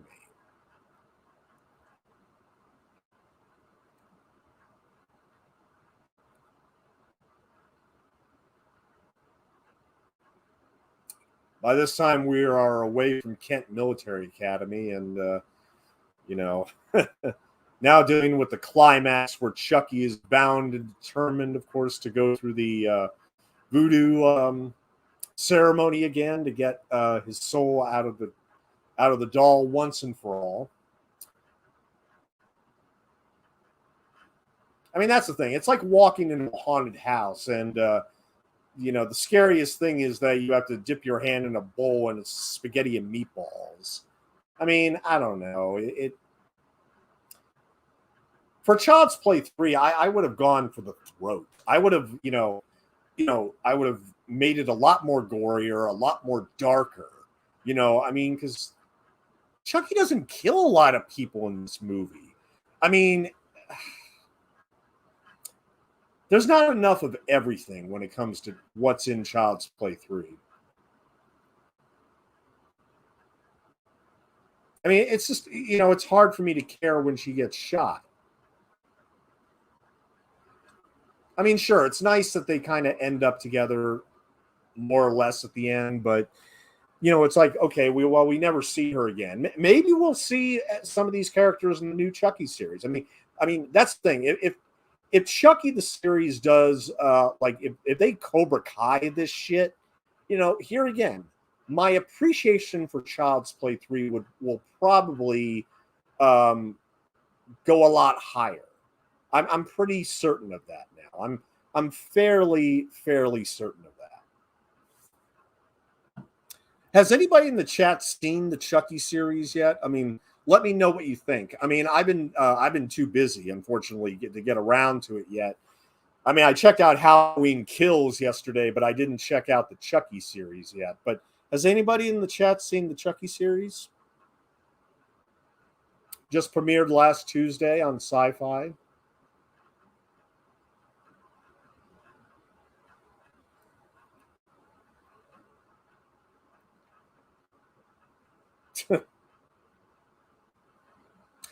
I don't know.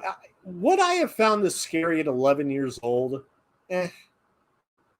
Not as much as the first two films. I mean, the one shot, I said this in my commentary for the first Child's Play movie. The one legitimately scary moment in Child's Play for me is when Chucky is holding the knife when he was burned to a crisp. And he's about to stab Andy when he's on the floor.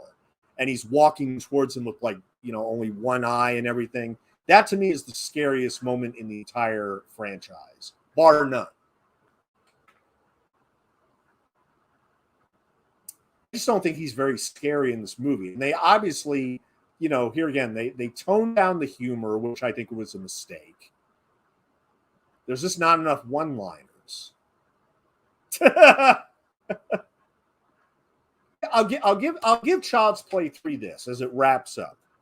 I think its positives are Brad Dourif, some of his lines, the effects, Andrew Robinson's barber, and a couple other tiny little bits. That's about it, though. It's really, really weird. I mean, here again, it's a military stretch. It's like doing a military drill in a sense where it's like you have to get up in the morning, you got to do a run. Well, that's Child's Play 3 to me in the franchise, is that I got to get through this entry. It's my least favorite. I have nothing but respect for it and its fans, but sorry and sad to say, it is my least favorite of my absolute favorite horror franchise. But I'll still watch it every time I do a marathon. Every single time. I will still watch Child's Play 3.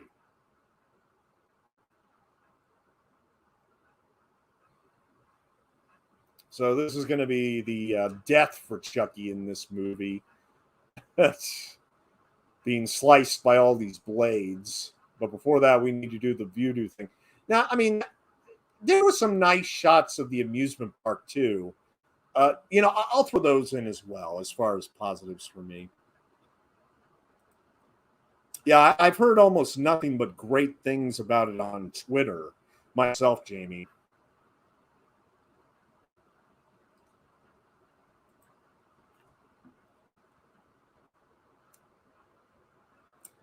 All right, we have approximately 6 minutes left. We're about to go to the end credits. So what I'm going to do is I'm going to take a 5-minute break. As soon as the credits start, I'm going to run, get something to drink.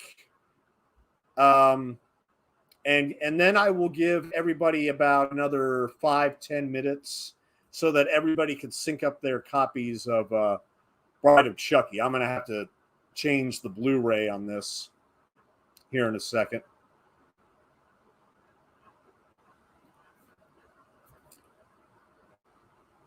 Yeah, see, I mean, like, even when he jumps up from behind him on the back, I mean, just something like that. I mean,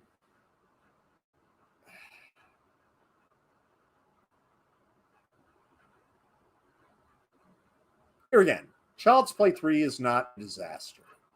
And I don't even think it's a bad film. It's just my least favorite of the franchise. but I will still watch it every single marathon. Every single marathon. Unlike Star Trek V, which I have to stop about 50% of the time if I watch Star Trek 1 through 6.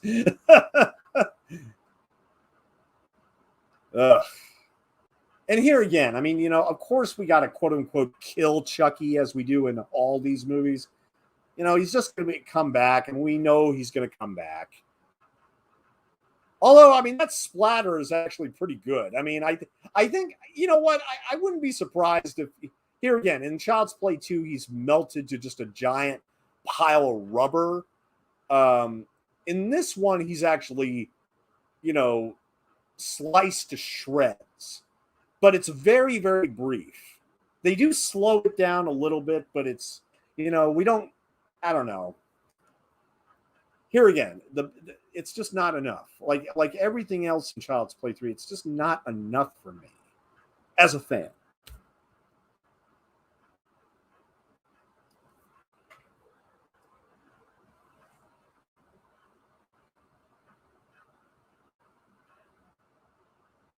And of course, Andy is about to be taken back and thrown back into the system. Sad to say, because he's still a juvenile. There's a Ferris wheel, and as they clean up the amusement park, that's when we have the end credits to Child's Play 3. So yeah, tell you what, everybody, I'm going to take a quick 5-minute break. I promise I shall return.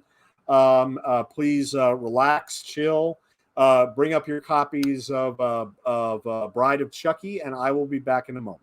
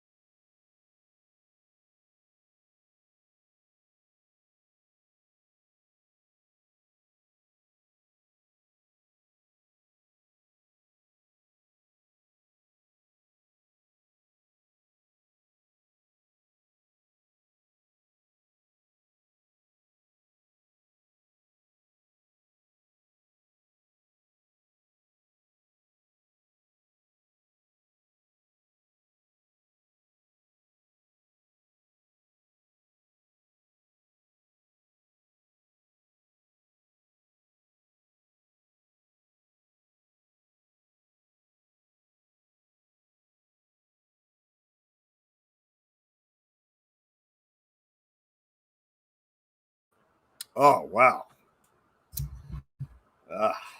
Okay.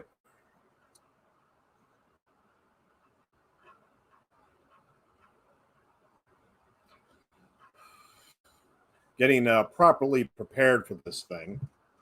But at any rate, I'm officially paused at the 0000 mark for Bride of Chucky. I will appear back on screen in just a minute here. Get one more thing ready to go.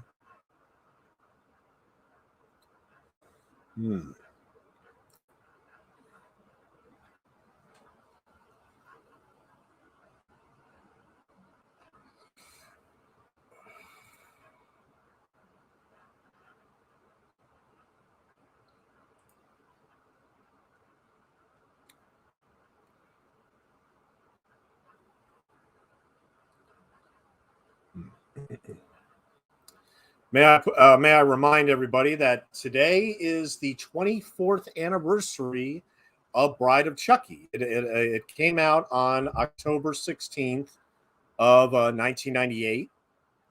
And I think it's in a lot of ways a perfect follow-up to Child's Play 3, largely because Child's Play 3 was set 8 years after 2, and so we're in the year 1998. And Bride of Chucky, amazingly, came out in the year 1998. So, all right. Let's see. Back on screen here. Thank you, everybody, for being patient and everything. We're about to start Bride of Chucky. Just give everybody just a couple more minutes to get ready here and get ready to go. So, Bride of Chucky. Now, this is not the movie that made me fall in love with the franchise. It's not the movie that made me a Chucky fan, but I remember seeing it in 1998 in a theater in Japan, of all places, because I was stationed overseas on the island of Sasebo, and I saw Bride of Chucky, and I walked in with actually a lot of indifference because, well, here again, I wasn't really a fan of the franchise at that point. And on top of all that, I don't think I had even, I had only seen Child's Play 2 and 3 only once. And at that point, I had forgotten about them pretty much. I'd seen the original maybe 3 or 4 times. But Bride of Chucky was actually kind of a revelation for me in terms of the franchise. Because even though I didn't officially become a fan, I had so much fun. This was a perfect movie to see in the theater. It was very funny. I thought it was creepy at times, mildly, but it's the atmosphere, the use of color, the direction. We'll talk about Ronny Yu, the director here, who of course later did Freddy vs. Jason. But of course, what really makes Bride of Chucky, it's Brad Dourif's on-screen mate, played by Jennifer Tilly. I was a Jennifer Tilly fan before Bride of Chucky. Before I actually sat down in the theater to see Bride of Chucky, I had been a Jennifer Tilly fan for several years at that point. I mean, she had started out in the 80s. She was in a few films. But then she was in The Fabulous Baker Boys and The Doors. Kind of catapulted her a little bit. Of course, her sister Meg was in Psycho 2, which was directed by Tom Holland, who later did the first Child's Play. But the movie that made me a Jennifer Tilly fan, without a doubt, the movie Bound from 1996, directed by the Wachowskis, right before they did The Matrix. Still my favorite Wachowski movie. The lesbian scenes with Jennifer Tilly and Gina Gershon were amazing. But Joe Pantoliano, who was also in The Matrix, has a really good role in it too. Bound is awesome. It's great filmmaking, a great story, just a great noir.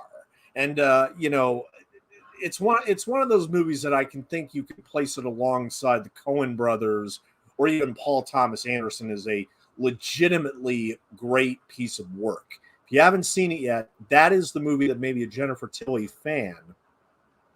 Although, and here again, we're going to start in about a minute here. One more thing I wanted to say about Jennifer Tilly is 1996, she was also in another film, which she didn't have as big a role, but I still really liked her character in it. I don't know if any of you remember a movie from 96 called House Arrest, where this teenager, his parents are getting divorced.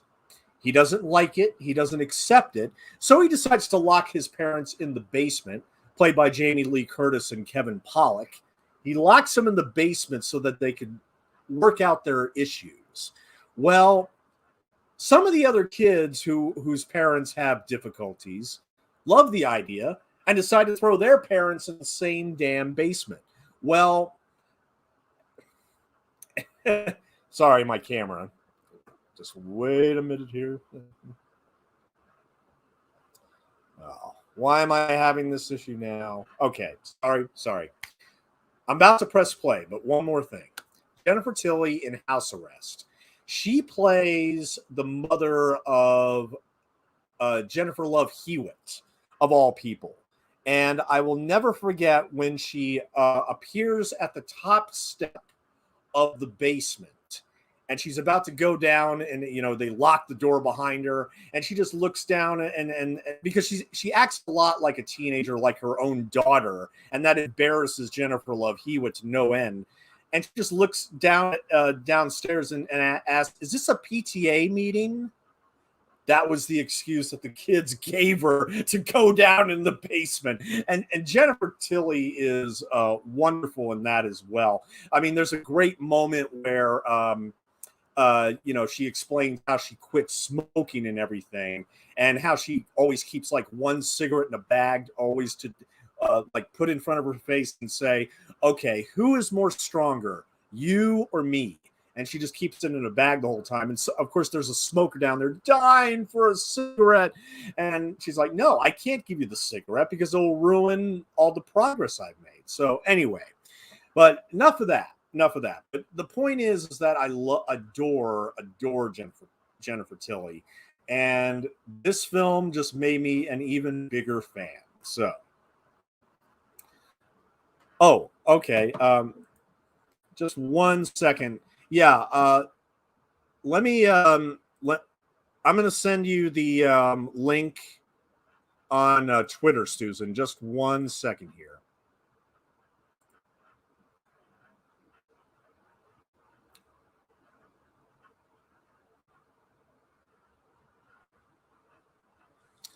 Oh, man.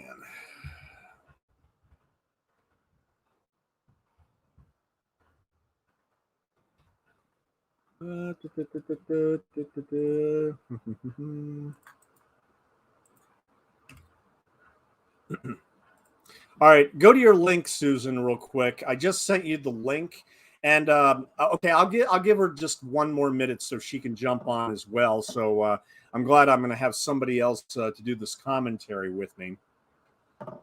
The first 3 films, I got to admit, I mean, I'm beginning to, oh man, my voice is beginning to go a little bit. After the first 2 commentaries last Saturday night, I was exhausted. My throat was just, totally exhausted at this point. Totally exhausted. But here again, one more time, Bride of Chucky. I got it paused at the very beginning at 001. But and one more time, Bride of Chucky. I got it. Gal Susan. 001. Okay, wait. No problem. Take your time. This is awesome.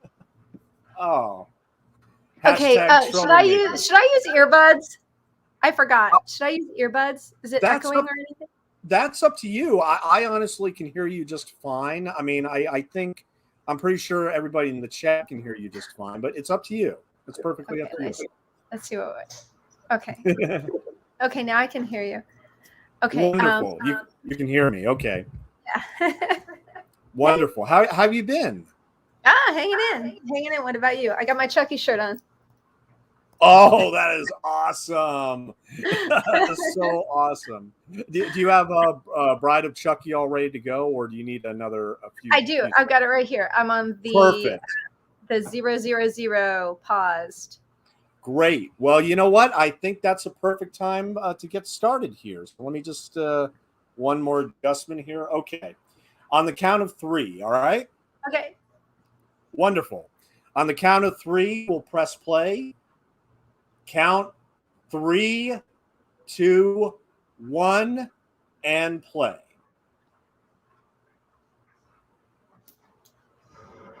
And here we have the new Universal logo, the one that's still being used today. They only use that logo for Child's Play 2 and 3 for only 7 years. They actually stopped it in 97. So this is a brand new Universal logo for 1998. Did you see this in the theater, Susan? No. You didn't see it in the theater? No. What? Oh no, the whole thing just stopped for me. I'm sorry. Oh no. Okay. I'm pausing. And I lost you now. I can't Oh see. No. Can you hear me? Oh my God. I'm so sorry. Oh. I can hear you. Yeah. You can hear me. Oh, this is not. I'll give you a minute. I'm paused. I'll give you a minute. Every time I try to do, I'm so technologically challenged. I am so sorry. You're not the only one. Trust me, you're not the only one. Escape is not working either. Oh, there we go. Okay, now I see you again. Okay, now let me try starting this again. Okay, and it's starting now from 000. Where should I? Oh, let me just go back. Play. Go ahead and play now. Okay, perfect. Playing? You got the Universal logo? Just slightly behind. Okay. There we go. Universal. I have had problems all day with my phone, my computer. I don't know if it's just the Wi-Fi. I know I have to download an update on iPhone. I'm like the queen of technologically challenged stuff. Okay, so now I have the very opening with of the flag and the rain. The flag and the Lockport Police Department. Perfect. Yes. Lockport Police Department Evidence Depository. Yes. Makes me think of young Frankenstein. After 5 p.m., slip brains through slot in door. Right. And yes, right. We just saw some very familiar masks, right? Oh, when I saw this in the theater, people were laughing already and like, oh, this is going to be good. We're going to have a good time with this movie. Yeah. So, as I said, this was... Oh, go ahead. Mm-hmm. Oh, sorry. I'm having a delay. I can see and hear myself in slow motion and you in real time. So I'm not sure what's happening. I apologize. You're perfect as far as I'm concerned. You're perfectly in real time for me. Just to let you know. So as I said, this was 8 years after, or 7 years after Child's Play 3 in 1998.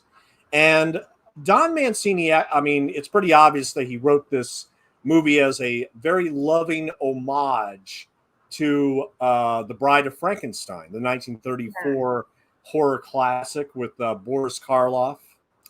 But he obviously already pays tribute to also Jason and Michael Myers as well. So, yeah. As far as I remember, this got a lot of acceptance and in the horror community when this came out in '98. But did you see it in the theater? Oh, now I lost you. I heard. Did you see Bride of Chucky in the theater by chance? No. Oh, you didn't. No, I'm sorry. No, yeah, but okay. I did. Okay. No, I didn't. But I do love this movie. I just think that it's really fun. It's just, yes, it's a 90s movie, but it's got that 80s camp to it that I love. And like you said, yes. Jennifer Tilly is amazing. I absolutely love her. She's too cool. She's so much fun and she's great in everything that she's in. So I just think she's perfectly cast as Tiffany. It was a stroke of genius. It really was. I mean, and I fell in love with Jennifer Tilly, like I said, in 1996 when she did Bound and House. Yeah. Yeah. So, Yeah, but what she's I found awesome. out years later is that she's actually a huge blackjack player. Oh yeah. She really loves to play cards and playing at the tables and everything, poker and blackjack. Yeah, Evidently. she's a pro. Yeah, she's Oh, definitely big. oh, my She's heart, my heart. Oh, sorry. She's just awesome. This character is the greatest. yeah. And I mean, it must be so much fun for her to play Tiffany too. You know, I mean, just such a fun character. Have you ever met her at a convention or anything? Sad to say, I have not. However, I did meet the lady who has second billing in Curse of Chucky, and I'll Oh talk yeah, about meeting her. But I've also met Fiona Dorff, but I have yeah, not met Jennifer Tilly. Sadly enough, I have not met Jennifer Tilly. yeah. Jennifer Tilly did a surprise. Her and Don Mancini showed up at was it Monsterpalooza?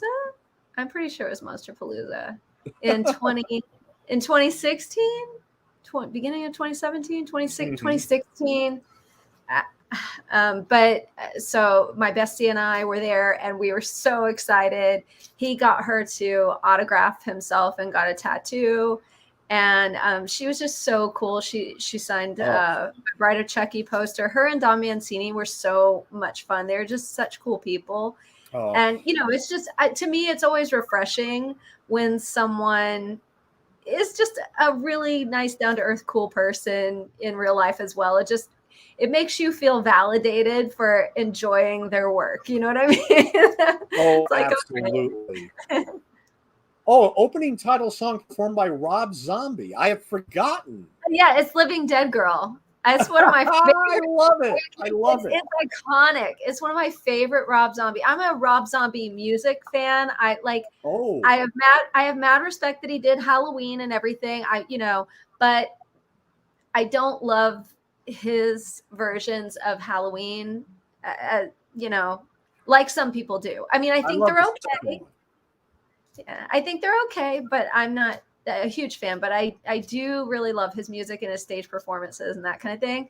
And yeah, I love that Living Dead Girl is in this because it's a jam. It's one of my favorites. That's awesome. And I was just commenting on Child's Play 3. You know, that movie was screaming for like a song or just something else to. I don't know how you feel about Child's Play 3, but Yeah, that's the thing for me. Child's Play 3, it's kind of like the Lost Child's Play. It doesn't really fit yeah, into the mold of like 1 and 2 or Bride and Seed. It's just kind of floating out there separately. it's To on an me, island. yeah. And it's not Yeah, that it's a bad movie, yeah. but it's just it doesn't have that kind of. It's not like gelled. Oh, John Ritter. I love John Ritter. Um, Go ahead. Go ahead. he's so good in this. But yeah, it's not as gelled Yes. as some of the others. Like this, like everything fits in this movie. And even if people say, it's kind of campy, it's kind of schmaltzy. I don't know. People have used different words for Yes. things that take the comedy to the next level or whatever.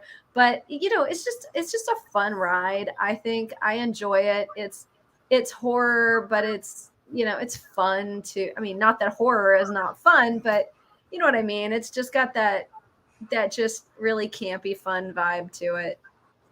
There's so much style and so much. Yeah. As like with Child's Play 3, I mean, the end credits were so dull. These end credits were actually really cool. The green, Right? the greenish. Okay, Yeah. it's time for me to wax a bit because, okay, there have only been two celebrities to make me cry when they died. One of them was Christopher Reeve. The other Yep. one was John Ritter. Oh yeah. I grew up watching Three's Company religiously. one of the finest physical comedians we've ever been blessed to have on this earth. I heard nothing but amazing and positive things about the man. Oh. I have read the Three's Company book, which showcased the entire scandal behind Suzanne Summers leaving. Yeah. John Ritter couldn't have come off more humble or lovely or funny or charming. Amazing. And the thing is, he didn't do a lot of movies, very sad to say. That's why when I saw Bride of Chucky in the theater, it was such a wonderful surprise to have him. Yeah. He was the last person I expected to show up in a Chucky movie. Yeah. Well, he was in It also. He was in the television version of It, yeah. Yeah, the original It. If you're looking for some other, everybody out in the chat, if you're looking for some quality John Ritter movies, I recommend the Billy Bob Thornton movie Slingblade, which a lot of people think he should have gotten an Oscar nomination for that. As well as, I don't know if you remember, Susan, I don't know if you remember a movie from the 80s called Skin Deep. Mm-mm. He plays this womanizer, an alcoholic, and everything, and he sleeps a lot with a lot of women in that movie. And Oh, wow. The movie is famous for a centerpiece scene where he's about to get it on with a woman, but then her boyfriend comes home, and they both end up in the dark wearing glow-in-the-dark condoms. Legendary. legendary scene. That up right now. Legendary. It's one of the funniest movies I've ever scenes I've ever seen in a movie. It's epic. But let me throw one more thing about John Ritter, because Jennifer Tilly is about to dominate this entire movie from here on out. Oh, yes. John Ritter, one of my favorite comedies is also Noises Off from 1992. Yeah. Got a huge cast like Michael Caine, Carol Burnett, and Christopher Reeve. Yep. Did you like it? Yes. Very underrated. I really like Noises Off. And with Christopher Reeve, since you said you're a fan, do you like his version of Rear Window? Because I really liked it. If you haven't seen it, you need to see it. If you love Christopher Reeve, you have to see. He did his own version of Rear Window. Why can't I talk? And it's amazing. And he was really paralyzed and in a wheelchair, and so it just gave a whole new life to it. But in my opinion, again, I think it was really well done. And can we just appreciate Jennifer Tilly? Like, could anybody look any better in that dress? Give me a break. I mean, she is just working this movie in every way possible. I had my jaw dropped. Yes, Jamie, thank you so much. I have Somewhere in Time on Blu-ray. It is without a doubt a masterpiece. And there's no other film in history that inspired a convention on the island ever since it came out. That's saying a lot. They show up in actual period attire from the 1920s in the Academy Award nominated costumes. Now, real quick before we get too far away, but this is this actor who just showed up, and it's going to end up being the patsy here. That is Alexis Arquette. He's part of the Arquette family, and sadly no longer with us. But so sad. The role I'll never forget Alexis Arquette in was a 1994 movie called Threesome. It was my introduction to LGBTQ cinema. It also has Josh Charles and Stephen Baldwin in very good roles. And Alexis Arquette plays, he has a small role as the guy behind the college dorm desk.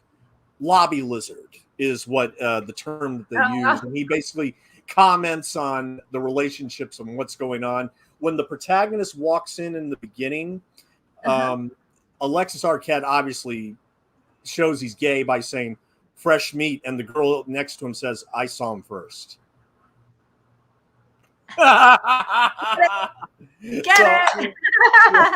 yes. But I love Alexis Arquette's look here as well. I mean, it does mesh well, I think, with Jennifer Tilly's. Oh yeah, most definitely. Now, when the spider fell, that looked like a fake spider, but that's a real one. That's the real one. Yeah, that would be so fun. I wonder. I haven't read. I don't know if that was really her, but I would assume that Jennifer Tilly would be down to go ahead and pick up the spider herself. Oh, absolutely. That's slightly off topic, but one thing on when I listened to a commentary for the movie Supergirl one time, apparently Faye Dunaway as the villainess, she actually picked a real spider off of its web and held it, and the crew just gasped. Like, oh my gosh, we would never do something like that. I mean, like, hey, go Faye Dunaway. You know what I'm saying? wow. But anyway, I mean, Jennifer Tilly. I mean, oh my God, oh, she's gorgeous. She's hilarious. She's perfect for this. Oh yeah, she's great. Just perfect. She really is. And for anybody in the chat, I'm trying to keep the chat on my phone because I'm having a lag in my Wi-Fi. Okay, no problem. So I have split screen with the movie and with you. So if I look down, you have to forgive me. I'm looking at chat. No problem. No problem at all. No problem at all. I'll let it know. Jamie, do you need a spider? Yes. Now, let me ask you this, Susan. Yes, with the little spider emoji. Do you dig the new look for Chucky here with the the Frankenstein like scars and everything? Do you dig that? Well, here's the thing. I don't know. I mean, I like both versions of Chucky. I have Chucky dolls. What's so weird is why do I not have my Chucky and Tiffany right here right now? I should go get them. But you should. But it depends on like in the movie, I enjoy the way that Bride of Chucky looks, right? Cut up and everything. But when you see some of these reproductions, like it looks tacky. So it depends. In the film, I'm totally fine with it. I don't have a problem with it. I know some people are like, they can't stand the Bride of Chucky look and they only like the regular good guys look.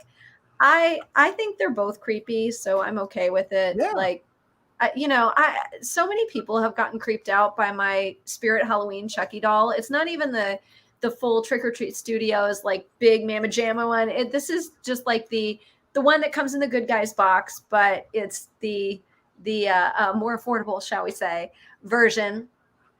I have had so many people get freaked out by him, and I mean, he looks all right, but he doesn't even really look true to the original. As far as the films, I don't find one scarier than the other because a creepy doll is a creepy doll. To me, kind of like a creepy kid movie. I don't care who the kid is, what it looks like, where it's been, who it is. I don't care. It's a creepy kid. It's a creepy kid. It's a creepy doll. It's a creepy doll. So I'm totally okay with it. Do you have a preference, or do you find one more bothersome than the other? Well, okay. And that's the thing, is that I was commenting in Child's Play 3 how the look of Chucky just didn't quite work for me on the poster and in the movie. I listened to you the entire time despite being distracted by Tilly's performance here. Trust me, but I do actually love the Frankenstein look for Chucky in this. Yeah, I mean, really do. I love that how one eye is more bulging with than the other in terms of seeing underneath and everything. Oh, that must have hurt. Oh yeah, and here we have a little bit more gore than usual. Yeah, and he looks more sinister to me. Like you said, like the Chucky doll in Child's Play 3 is not like Child's Play 2 Chucky doll. Good. Yes, Bride Chucky, good. Like we should rank all of our Child's Play dolls, like the Chucky doll. Yeah, we should. We should ranking them. Probably during the last commentary for the remake, we're going to be doing a lot of rankings. Yeah. Yes, and definitely. Also, not to go off topic, but did you see the series with Jennifer Tilly in it? I have not yet seen it. I very much Oh, want to. okay. I'm probably going to watch it after I'm done with the last movie. Yeah. And I'll Well, watch it for Halloween. Yeah. yeah, and you can watch them on demand since it's a series. We should totally do a commentary on them because I saw the first one on Tuesday. I think it was just Tuesday. And I thought it was really well done. I liked it. Now, Jennifer Tilly is not in it yet in the very first episode, but Fiona Okay. Dourif is going to be in it as well. And I thought it was really well done. I enjoyed it. I dug it. So I think it'll probably do well. Oh, yeah. And especially bringing in the actual, Don Mancini, Jennifer Tilly, Fiona Dourif, you've got The everybody. whole family. Yeah, and they show The Brad whole Dourif. family. Yes. Yeah. And to me, that's just, it brings back that same magic, Mm-hmm. Oh, also, Katherine Heigl, fun random fact, because I don't know, it's a commentary, so I'm going to throw it in there. But I adopted my dog from Katherine Heigl and her mom. They have a dog rescue. Really? Yeah. Oh. Yeah, my dog was actually Katherine Heigl's friend from Grey's Anatomy. Another one of the actors on there actually rescued my dog from someone that was abusing him as a puppy, and then they took him. They sent him for rehabilitation and everything, and then I adopted him. Wonderful. Yeah. Wonderful. So. Well, here's the thing. I can't say a negative word about Katherine Heigl. The thing is, though, I don't really like any of her movies. Well, look, let's be honest here. Okay. I feel the same way. I mean, I think she's good in this and everything, but I saw a couple other movies of hers. I never really watched Grey's Anatomy. I'm sorry. I'm one of those people Me that neither, I watch Investigation Discovery all day, every day. But for whatever reason, when you give me like hospital dramas, I don't know, it just bugs me for some reason. I don't know. It's just not, it's not enjoyable to me. That's just me. Everybody who loves them enjoy, but so I never really saw her in that either. So this is the movie I know her from. So you'll pass on Saint Elsewhere with William Daniels, I take it. Yeah, I've never seen it either. Never seen that either. Yeah. I mean, I remember Katherine Heigl. I remember when I first saw her in a movie from 1994 called My Father the Hero with Gerard Depardieu. Does that ring a bell? No. I mean, Gerard Depardieu, his name. I can't even think of his face right now, but I've never seen that movie. That was the first thing I ever saw her in. And then she was in Knocked Up, of course. Yeah, I know I've seen that. Probably her biggest role. What? And then after that, she made a lot of movies that the critics hated. I mean, they trashed them to no end. Was Seth Rogen in that with her? Who was in that with her? Yes, Seth Rogen was in that. I mean, she's one of the, sort of like with Kate Hudson. She did a lot of these very safe, very crappy romantic comedies that are just designed to make a quick buck for the month, and then everybody forgets about them. They just become another title on the shelf, Yeah. But she's made a career out of a lot of those. I mean, the funny thing is that I haven't heard anything positive about her films from other people that would make me want to watch any of them. Yeah. So, I mean, look, I can't talk bad about her, but I'm not interested in movies. Go ahead. Yeah. I mean, she was in Urban Legend too, right? Yeah. Was she? No, Valentine. I'm thinking of Valentine. She was in Valentine. Okay. I mean, same director, but yes. But yeah. Yes. No, yeah, she's in that. But those are the two things I know her from. I mean, I knew she did some other movies. Like I said, I think I saw Knocked Up. I never saw Grey's Anatomy, so I haven't really seen much of her work. You know, except the couple horror movies. But man, she's still working. She still does a lot of work. Oh, really? Yeah, she does still do a lot of work. I haven't kept up. Don't you just love Tiffany's outfit here? The gothic, Oh yeah, absolutely. Gothic vibe to it. Yeah. Wardrobe is a 10 out of 10. Jamie said she was in The Ringer. Do you mean The Ring, or is there something called The Ringer that I'm no, completely yeah. not? There's a movie called The Ringer. I forget who's in it. I think I've never heard of it. That comedian. Johnny Knoxville. Yeah, I never saw. Yeah. I never saw The Ringer. Hey, anybody can name a good Katherine Heigl movie to check out. Let us know. Seriously. Yeah.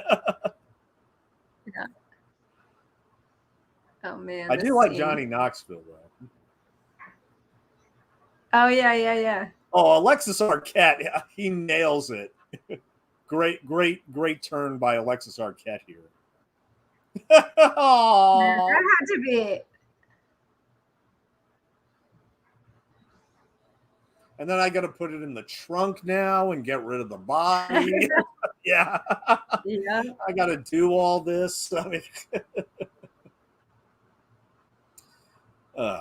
but let's face it, she can make any man carry that trunk for her. Trust me. Yeah, right. Yeah, I can't wait to see her in the series. I think it'll be really good. I can't wait. I can't wait to check out the series. Yeah, it's on demand right now. Okay. Yeah.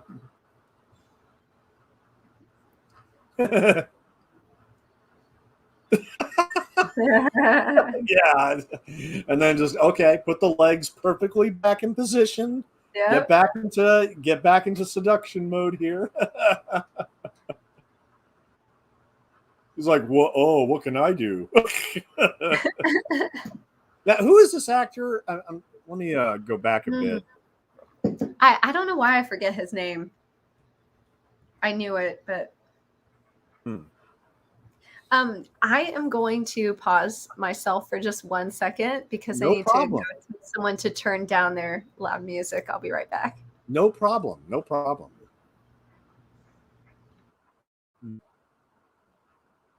Now let me see if I can. Nick Stabile. Huh.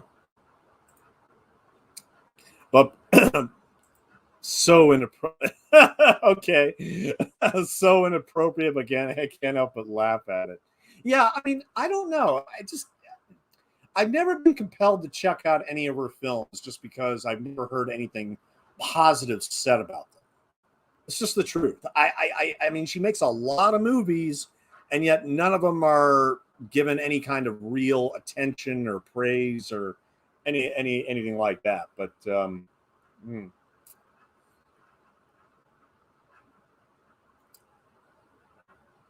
Jennifer Tilly, like I said in the movie Bound, too, she just has that.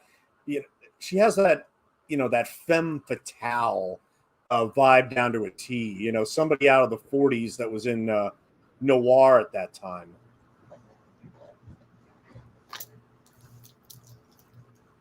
She works it. She just works it. Yeah, and she nails it between being kind of like scrappy and evil and yet sweet and innocent and vulnerable, and like she loves Chucky and she wants him to love her. It's just a cool blend. It's a very unique blend for the character, and she just completely nails it. I know it's weird to say this, but I actually find it kind of touching that she doesn't care about Charles's profession or career. She's like, no, I still love him. I mean, it's like being.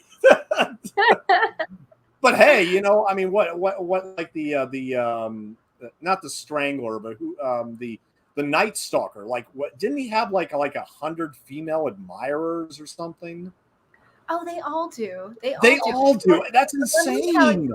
But we can do a personality profile on like every single one of the women that is fangirling over these people. They all have very self-destructive problems, very insecure. I mean, like the laundry list of psychological problems that those women have that fangirl over serial killers, so I guess it kind of makes sense, that she's like, Chucky loved me, even though he's like calling her, bitch and things that YouTube will censor, but and she's still like, oh.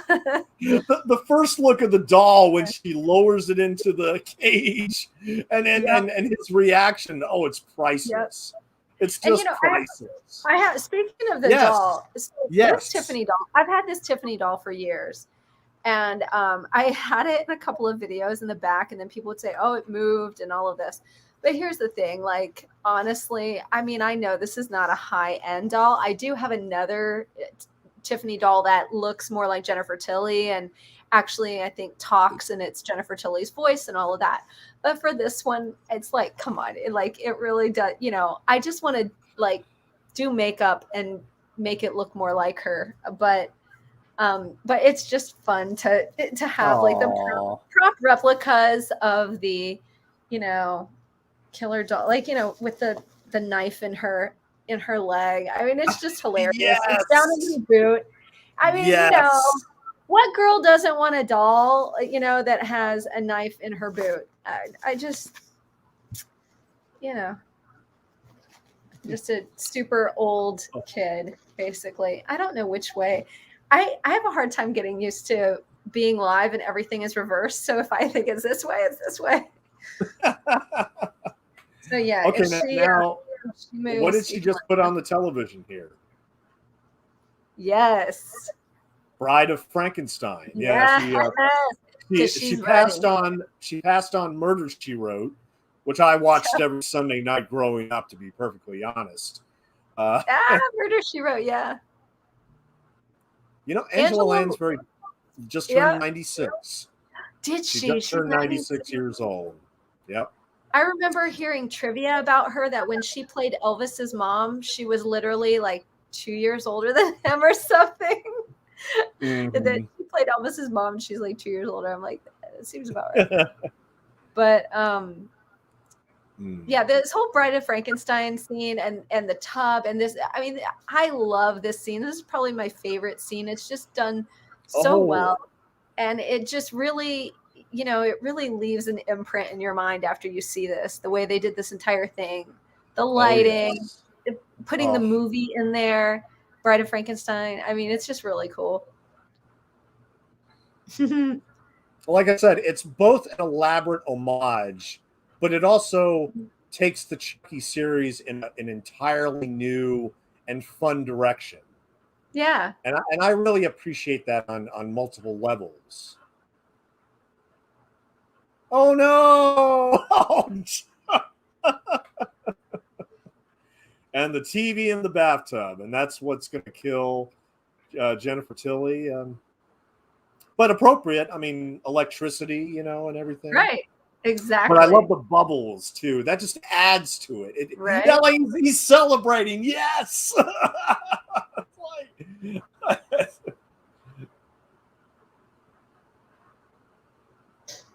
It's funny in Child's Play 3. One of Chucky's one-liners is when Annie's like flirting with a girl, and he says, damn, I gotta get out of this body. Well, now he's not going to get out of the body, obviously, but he's going to have another doll to, that's why what the tagline of Bride of Chucky was? Chucky gets lucky. Yeah. Chucky gets lucky, which I actually prefer over Look Who's Stalking, even though that's kind of clever too. Yeah. Oh, yes.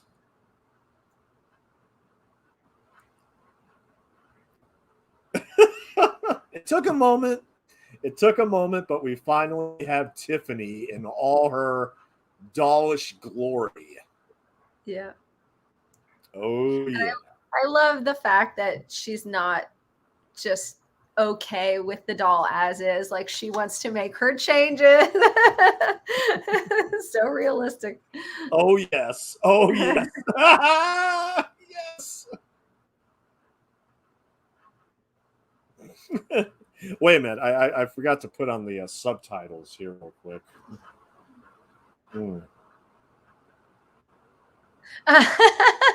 Dan, his cats have done a number on his Chucky and Tiffany dolls. My cat, who is right here right now, is obsessed with this stuff. and always tries to eat it. Always tries to eat it. I have to demonstration. Pick her up and take her. No. And the bigger Chucky doll that I have, he tries to eat his hair because it's synthetic. Obviously, it's like no. Like, we're not going to the ER vet for this, so I have to hide Chucky. Okay, so this is the first movie that introduces an amulet to the whole voodoo ceremony, I suppose. Right. Well, see, one thing I also appreciate about this movie, even though I like the character of Andy, I'm glad this is not just another go after Andy movie. You know, right. Chucky has a completely different motivation and goal, and almost character in some ways. I mean, he's very different, and he's kind of, dare I say, gone to another level. Yeah. Yes. Mm-hmm.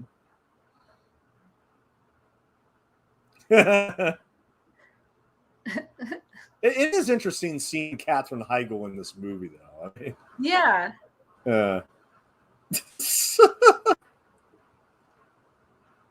Now, if he's actually drinking that, does that mean he's going to have to urinate it out later? Because I don't think we see that.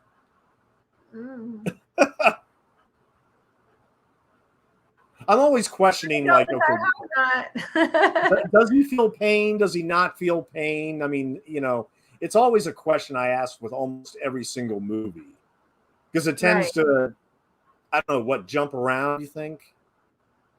Or play around with that? Yeah, I think it just depends.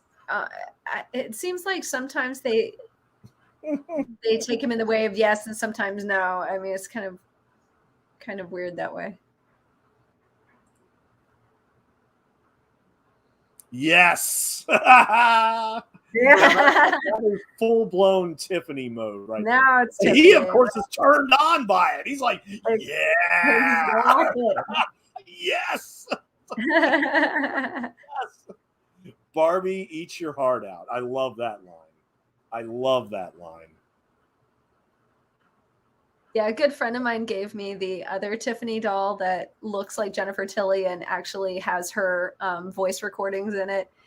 And she's like, this thing scares me. It petrifies me. She's like, I had to wrap it up and face it the other way. But she's like, I wanted to give it to you. And I'm like, thank you. It means so much more to me because I knew that she was freaked out by it. And I absolutely loved it. Oh, 10 years older than Elvis. Yeah, and Cliff had also mentioned that he saw John Ritter on Mannix, and I saw that the other night. I am a big MeTV person. I like all the vintage retro shows. Really? Oh yeah, I love anything. I love classic cars. I love retro fashion. I'm like all about it. Retro movies, retro TV shows. I love it all. So yeah. Well, please tell me. I'm not to jump off Bride of Chucky for a moment, but. Please tell me you like the movie of Dark Shadows with Johnny Depp. Oh no. It's underrated, I think, but not a lot of people like it. Well, it's okay, but when I was a kid, I used to like kind of watch when like Dark Shadows would be on, syndication and whatever. Right. And it was just so different and cool. And it just had this whole otherworldly vibe, which now is like what 70s, 60s vibe. But at that time, I didn't know. I just thought it was so different and unique. And I don't know. I'm not really like a Johnny Depp person. Don't hate. That's understandable. That's understandable. Yeah. But I will say that, like, I absolutely love him in Edward Scissorhands. Absolutely love him in Edward Scissorhands. He's amazing. But as far as some of the other movies, I'm just kind of like, okay. Mm-hmm. It's okay. So, I'm not a huge fan of his Charlie and the Chocolate Factory. Oh, I hate that. I'll never see that again. Yeah. And I mean, I do like him in Sleepy Hollow, but I just saw Sleepy Hollow again after 20 years. Liked it a but lot. Dark Shadows, I just saw his version of it again, like maybe 7 months ago or something, during quarantine, during all this Okay. COVID stuff. And I don't know. I mean, Okay. it didn't really do much for me. That's fine. That's fine. Yeah. Young love. Isn't it so romantic? I actually like these characters better than the military cadets, though, in Child's Play 3. I mean, even Yeah, I agree. And I think part of it is just because I think ultimately they're more relatable. You know what I mean? Anybody can kind of put themselves as a young person, in love with somebody, regardless of, their gender, their sexual orientation, whatever. It's just kind of an open-ended thing. They're going to go on an adventure and they're falling in love. And that's just very relatable. And I think with Child's Play 3, military academy and all that, that's very specific. So it's, some people like myself or whatever can't really inject ourselves into that situation as readily or as easily. I mean, not that I'd be opposed to it, but I've never been through that. So it's harder to, relate to it or whatever. Maybe. I don't know. Just a guess. Well, hey, I served 8 years in the military, and there was very little what I related to Child's Play 3. But then again, I don't hold that against the movie either, because a lot of movies get the military stuff wrong. But yeah, and I was just going to ask you that. I was going to say, do you like watching movies that highlight military or military films, and you can be like, that's not true, or that's wrong, or oh my God, they have that, I don't seek them out, but I mean, I do watch them when they. I mean, they don't make a lot of movies about Navy guys, to be honest. I mean, I'm not looking forward to Top Gun 2 at all. Oh yeah, you'd have to pay me cash money to see Top Gun 2. But okay, now John Ritter is gonna meet his maker here soon. Let me before that happens, let me just also say about John Ritter. I mean, virtually everything I saw him in, I loved him in. Yep. Virtually everything. I mean, I remember when I finally saw the entire run of Mary Tyler Moore, which is considered one of the great sitcoms of the 70s. He was actually in the spinoff Maude for a couple of episodes. Oh, wow. Yeah, and when he popped up, I was like, oh, man, he's so funny. I mean, he was funny in everything, and he was a good dramatic actor as well. And unfortunately, I mean, his last film was Bad Santa, where he played a shopping mall security guard. And and he was doing that sitcom 8 Simple Rules for Dating My Teenage Daughter, which was doing very well. And then he died at the age of 53 due to a rare man. But another fun fact: a friend of mine actually knows his brother, and even though it's terrible that he died, his death, and because they found that, it ended up saving his brother's life.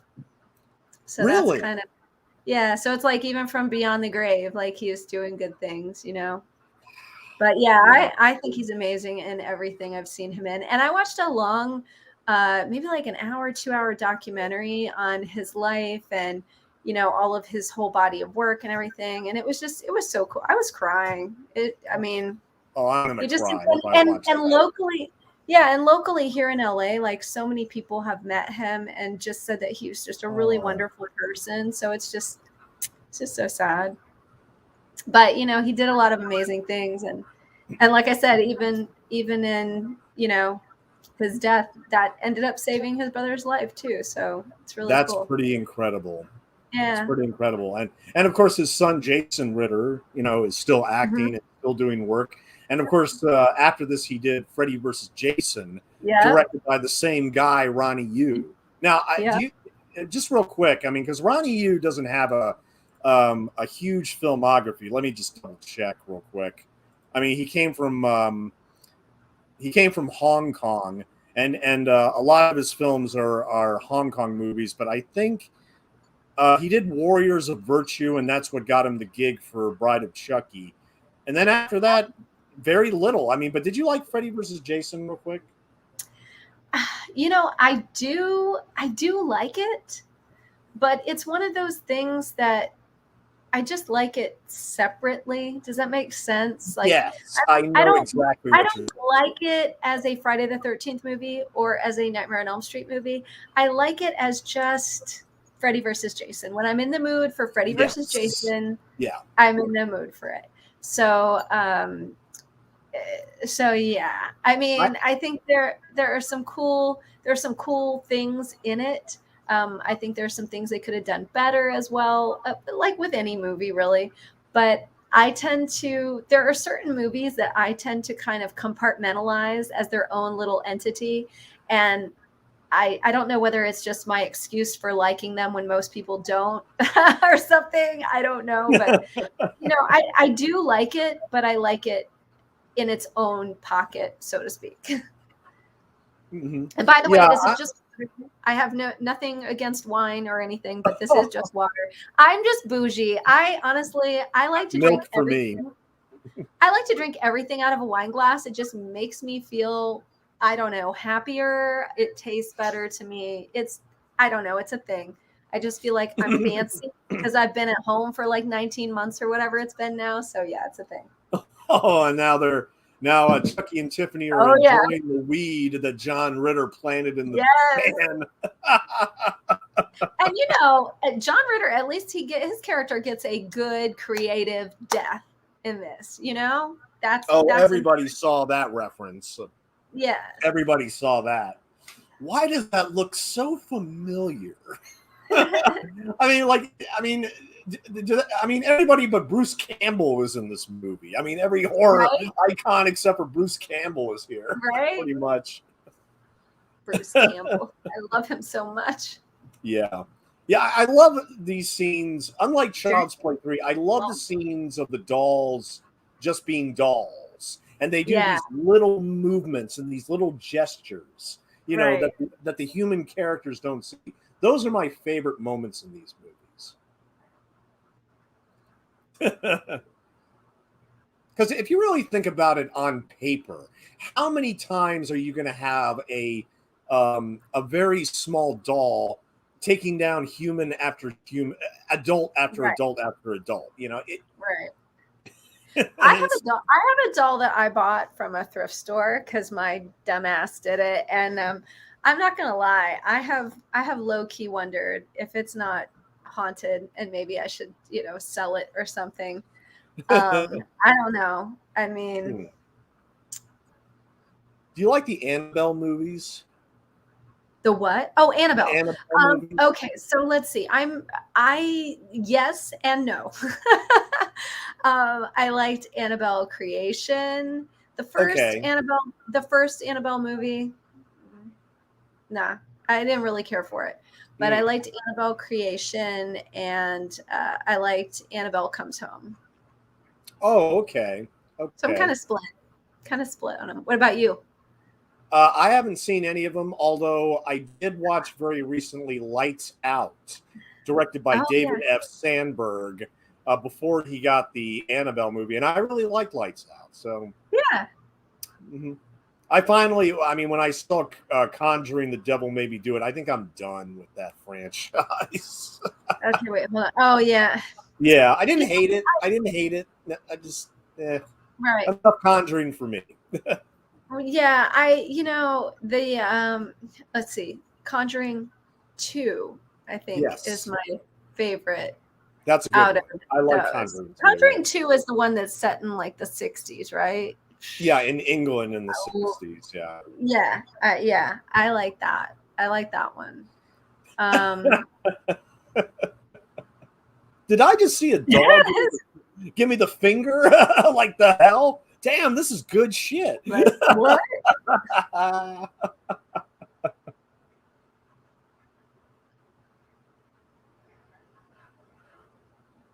Oh. Oh no. And Chucky's just waving. Hi. Just waving. Yeah. There's some great kills and deaths in this movie. Boom! Boom! And We never that is saw one anything thing, like that in Child's Play 3. Wow. right? And that's one thing though about the Chucky franchise in general. I think there are a lot of creative kills in the franchise. Oh yes, And definitely. they keep it very interesting. And I like that. But I'm sure that has a lot to do with Don Mancini being involved in all of it. Absolutely. I mean, yeah, he wrote all of them. I mean, granted, Yeah. the first film had a rewrite or two by John Lafayette and Tom Holland, but he wrote every single movie. Right. There's not many people that can boast that. Yep. And Especially the series too. And the Oh, series. yes. And I think to transition from film to television, I think he did a good job. I mean, I know I've only seen one episode, but I enjoyed it. It worked for me. I dug it. Oh, that's right. John Ritter is gone. I know. He's only in the first half of this movie, sadly. I think that's the most memorable death for me, though, out of this yes, movie. That's the thing. He does have the most memorable death. Yeah. Absolutely. Just to give everybody a time stamp real quick, we are at 49 minutes and 20 seconds. So, yeah.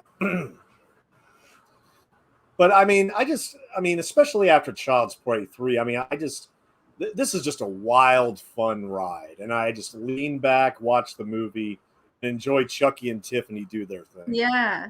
Because, these actors, they do fine. They do perfectly fine in these roles. And here again, I actually like their characters more than the ones in Child's Play 3. But this is the Chucky and Tiffany show. Let's be real here. Absolutely. Mickey and Mallory and Bonnie and Clyde. Yes. So true. Oh, so yes. True. Oh, yes. I mean, and no shade towards Seed of Chucky, but I think they could have done another, just maybe called it Chucky and Tiffany or something, and just done another kind of adventure, like Chucky and Tiffany go on an adventure and kill people horror movie or something. I don't know. I just think that could have been really interesting. I hope you can join me for Seed of Chucky, but I'm going to have a lot to say about it. Oh, yeah, Glenn and Glenda. Glenda, Edward D. Wood Jr. Yep. Yep. I'm in. Hopefully I not should a be lot able of people. Not a lot of people see that connection too, by the way. Oh, really? Yeah. I mean, Dan Mancini wrote it as an homage to Glenn or Glenda, but also it was just basically. We'll talk about it when we get to it, but I mean, I think he wrote it almost as a Valentine to Jennifer Tilly, also. Yeah. In a way, like a really cool, very funny Valentine to Jennifer Tilly, and Jennifer Tilly was all on board for that one. So, I mean, they probably had fun making it. Yeah, and that's another one that I think it's a lot of fun. I mean, to me, it seems like when I talk to people about it, they're very divided. They either love it or they hate it. Yep. And I'm in the camp that I love it. Bring it on. If it is on TV, I will leave it on no matter what.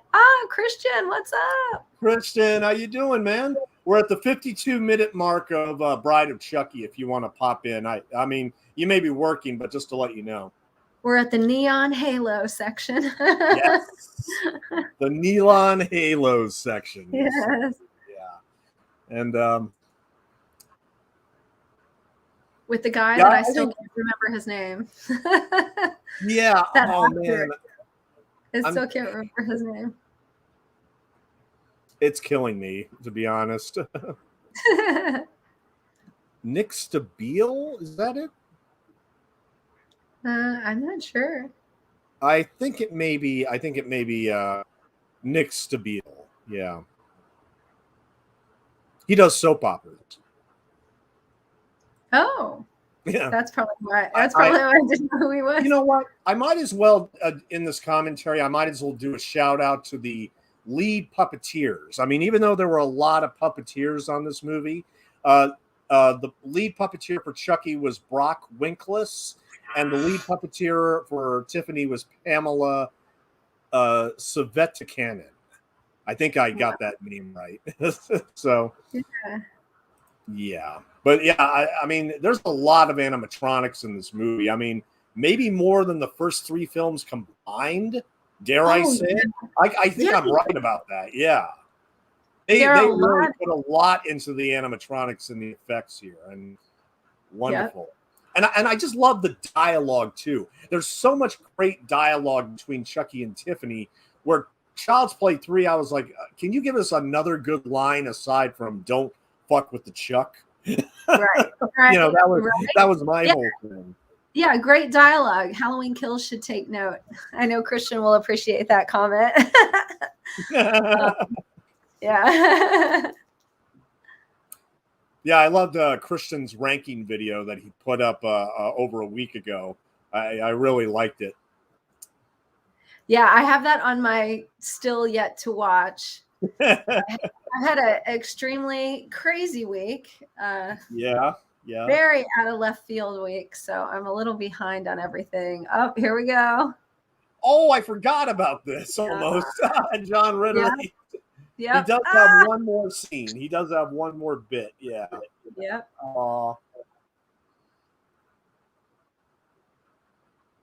Now, I'll be perfectly honest. Oh, you know what? I just realized something. Andrew Robinson, the star of the first Hellraiser, he was in Child's Play 3 as the barber. What? He was in Child's Play 3. He played an insane barber who wanted to cut Chucky's hair. Oh my God. Yeah. Like I said, a lot of horror connections and Easter eggs, so much stuff in this. Oh yeah. A true classic never goes out of style. I agree with that 100%. Oh no, they go to the honeymoon hotel. Oh, this is so funny. This is awesome. Yeah. Well, the previous murders appear to be the work of just one killer. Okay, you got that? You sure?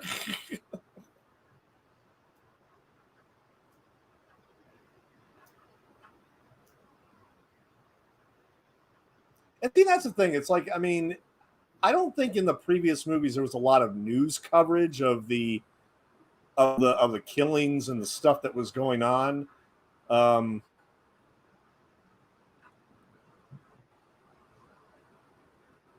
Oh, that's right. There's a couple next door, and like, yeah.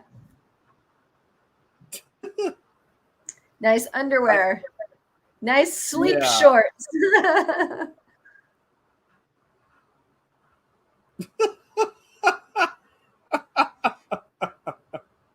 Waterbed. Oh God. Well, one thing's for sure, I'd stay in that room over the Hilton any day of the week. Yeah. Oh yeah. Yeah, ever since Paris Hilton went to jail, yeah, I would never walk into another Hilton hotel ever again. Wait, what? Remember when Paris Hilton went to prison? No. Yeah. I forget. What did she do? She was charged with drunk driving, and she violated her. And then they literally took her back to jail. Oh my God! I have totally erased that from my memory bank somehow. Yeah, people were saying if they made a movie about it, they should call it the Shawshank Redemption. Oh, no. Oh, no. No, okay. You know what? Okay, I don't want to bash Paris Hilton too much, but you know, a person that's famous that has no reason to be famous. But oh, there are so many of them now. oh yeah, I mean yeah. One Tiffany's outfit is brilliant too. I mean, the costume designers, they went all out on this baby. Right. Oh man.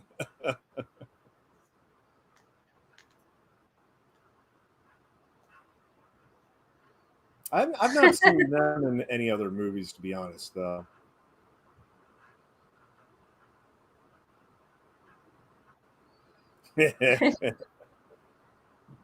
Cliff said, "Evil dies tonight." Talking about that. Oh yes, the stellar dialogue Evil in dies Halloween tonight. Kills. I can't wait to talk about it on Tuesday. Yeah, I Halloween honestly Kills should get some dialogue tips from this movie. I'm probably going to see it again at least 1 or 2 times, and then I'm going to have a lot to say about it on Tuesday. Oh, absolutely. Well, I think everybody's going to have a lot to say about absolutely. it.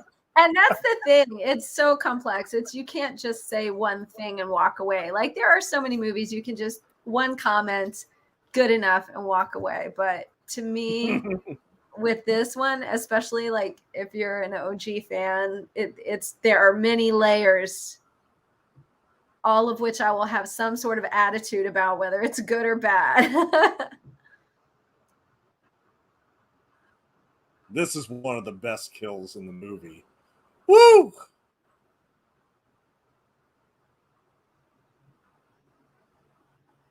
It's a spectacle. Bride of Chucky is a spectacle now. Absolutely. I mean, we had a massive explosion earlier. We got this massive death scene, like, and this of course turns them on. Ugh.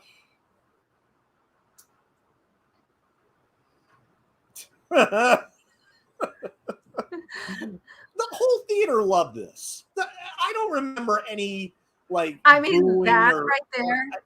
What? That's epic. That's epic. The finger with the ring on it. Like, come on, that's perfect. It's perfect for them. It makes me think of Beetlejuice when he gets out the finger and there's a ring on it. And it's like, I'm telling you, honey, she meant nothing to me. Yes, so funny, so true. Yes, exactly. I mean, both of their faces have so much detail put into it. Yeah, and like you said, with the animatronics and puppeteering, I mean, there are such little tiny nuances in this that, to me, it keeps your attention, even though it could be considered corny or whatever because it's doll, their spirits are dolls or whatever. You actually start watching and you're like, oh, okay, like you're like they're actual characters. I just realized that this movie, it predates Team America World Police, which has this insane graphic sex scene between 2 marionettes. They weren't dolls; they were marionettes. But okay, Bride of Chucky doesn't do anything near. It does. Bride of Chucky doesn't go as near as graphic or outrageous because in Team America you actually see urine and crap and everything without going any further than that. Here, okay, you get some tongue, you get a few shadows, and you have one of the best jokes in the movie, where she asks him, "Do you have a rubber?" And of course, what does he say? That he's made. Got a rubber? So good. I got a rubber. Tiff, look at me. I'm all rubber. It's brilliant. It's brilliant. I love it. I love it. It's just so good. In any other movie, this would probably come off as so stupid, but I mean, with Chucky and Tiffany, it just seems so right. Yeah, it just works. And I love the use of color in this movie too. Yeah. I think it really does affect the entire film. Just there's so much color used in it. Unlike Child's Play 3, because Child's Play 2 had so much bright, beautiful, bold colors. The Toy Factory and everything. Yes. Bride of Chucky matches it. It really does. It's got that same energy to it. Where, like you said, Child's Play 3, it's like a much more neutral palette. It's, exactly camo and earth and brick. It's hard for me to get excited during Child's Play 3. Yeah, all the earth tones. I do so feel like earth tones. Oh God. Yeah. And I do think that using color in things, even though it might seem just something, as though it could just be tossed off and that it's not really affecting it. I think that subconscious is taking that in, and I think it does affect your attention span, your level of interest, your attention to the details about it. I mean, if it's not color, it's print, different prints and things like that in this, or textures. There's just there are a lot of layers to it, and some movies aren't like that. If everybody's wearing gray t-shirts, and you know what I mean, it's just real quick, do you recognize? I'm sorry. Do you recognize who plays the maid? Kathy Najimy. Yes. Yeah, I'm sorry. I wanted to ask you real quick. Yeah. Yep. Very young Kathy Najimy, about 5 years after Hocus Pocus. Yep. Which I'm going to see again for the first time in 30 years on Halloween night. Oh, yes. I love Hocus Pocus. A lot of people do. Yeah. That movie. Love my lady friend loves Hocus Pocus, and that's why we're going to watch it's great. We're going to watch. And you know what's so cool? Did you ever hear about Kathy Najimy? When she came to be an actor, she idolized Bette Midler, and she went to her house and stood, like, as a fangirl, stood out in front of her house and, had her friend take her picture, like, I'm standing in front of Bette Midler's house and stuff. And then flash forward, and she gets to be in Hocus Pocus with her. And I saw her interviewed on something, and she was talking about it. It was just such a cool story. I just thought, oh, that's so cool. And then it's so fun to see her in other movies, like in Here, where, it's just like, oh my God, she's so cool. Yeah, she is. Definitely. And did you know that Hocus Pocus 2 is coming out next year? Yes, I'm so excited. I cannot wait. Have you seen the pictures of the set? They've already built the set. Mm-hmm. So all three of them are reunited after 30 years, just like Bill and Ted. Yeah, it's a thing now. Did you see the virtual reunion that they did? They did a little Halloween thing. Bette Midler does a thing called Halloween for her New York restoration project. And they had Elvira in it as well.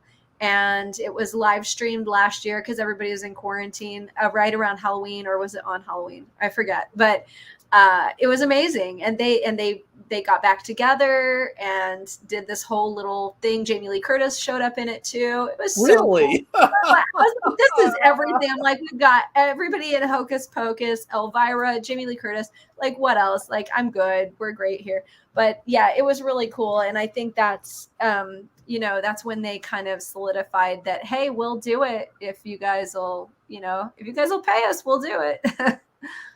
There you go. John Ritter. Oh, no. Yeah.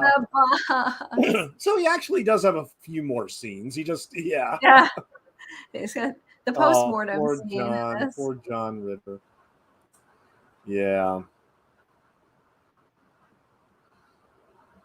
Did you watch Three's Company when you were growing up?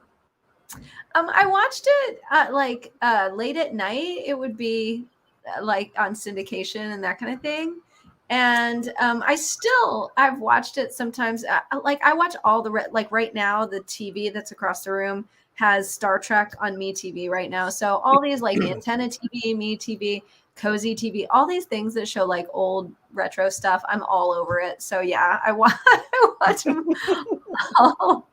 I watch all the old stuff. Yes. Yeah, and he's hilarious, and his like physical comedy was just off the charts. I mean, some of these things, I'm laying in bed and I'm watching it with one eye open. I'm like, oh my God, how did he not, break limbs, and things like that. So that's just, and talented in that way too. And then also to be able to, do all kinds of acting. And a lot of people disregard comedy acting, like anything that's comedic, like this, they disregard it, but it's like comedy is harder than drama, anybody can shock and appall and cry, but comedy is all about timing and expressions and, body motions and to me, I mean, I think he was amazing. John Ritter was a master physical comedian. And, I laughed out of control sometimes to his antics on Three's Company. I really did. He's a legend. In my opinion, he's a legend. Oh, yeah. I mean, even though he's more known for his television work than for his movie work, which is, here again, kind of a shame. But all the films we mentioned earlier, guys, seriously, I mean, pick a Yeah. John Ritter movie and just have fun. Have fun. Yep. And that, Susan, yeah, check out Skin Deep with the glow-in-the-dark condoms. I'm telling you. But I want to now. It just came out on Blu-ray. It just came out on Blu-ray, actually. I watch it with like one eye. Yeah. Now they got the guns pointed at them and everything. Oh, yeah. Now, see, imagine you're an actor in that place. I mean, reacting to these dolls. Right. I mean, seriously. I mean, when I first saw this movie, I was thinking, if I was in that actor's position, how do I react to these? How do you react? I mean, how do you? Yeah, I mean, and the fact that the guns are actually in the hands of the animatronic puppets, right? Yes. So I would be sitting there thinking, you did get the prop gun, right? That's prop gun. That's not the real one. Okay, all right, good. I don't know. I don't know what I'll maybe the at least tackle Child's Play 2 next week. Wow. Yeah, Child's Play 2, it seems to be typically, though not always, the number one favorite when it comes to Chucky fans, I've noticed. It's Christian's favorite.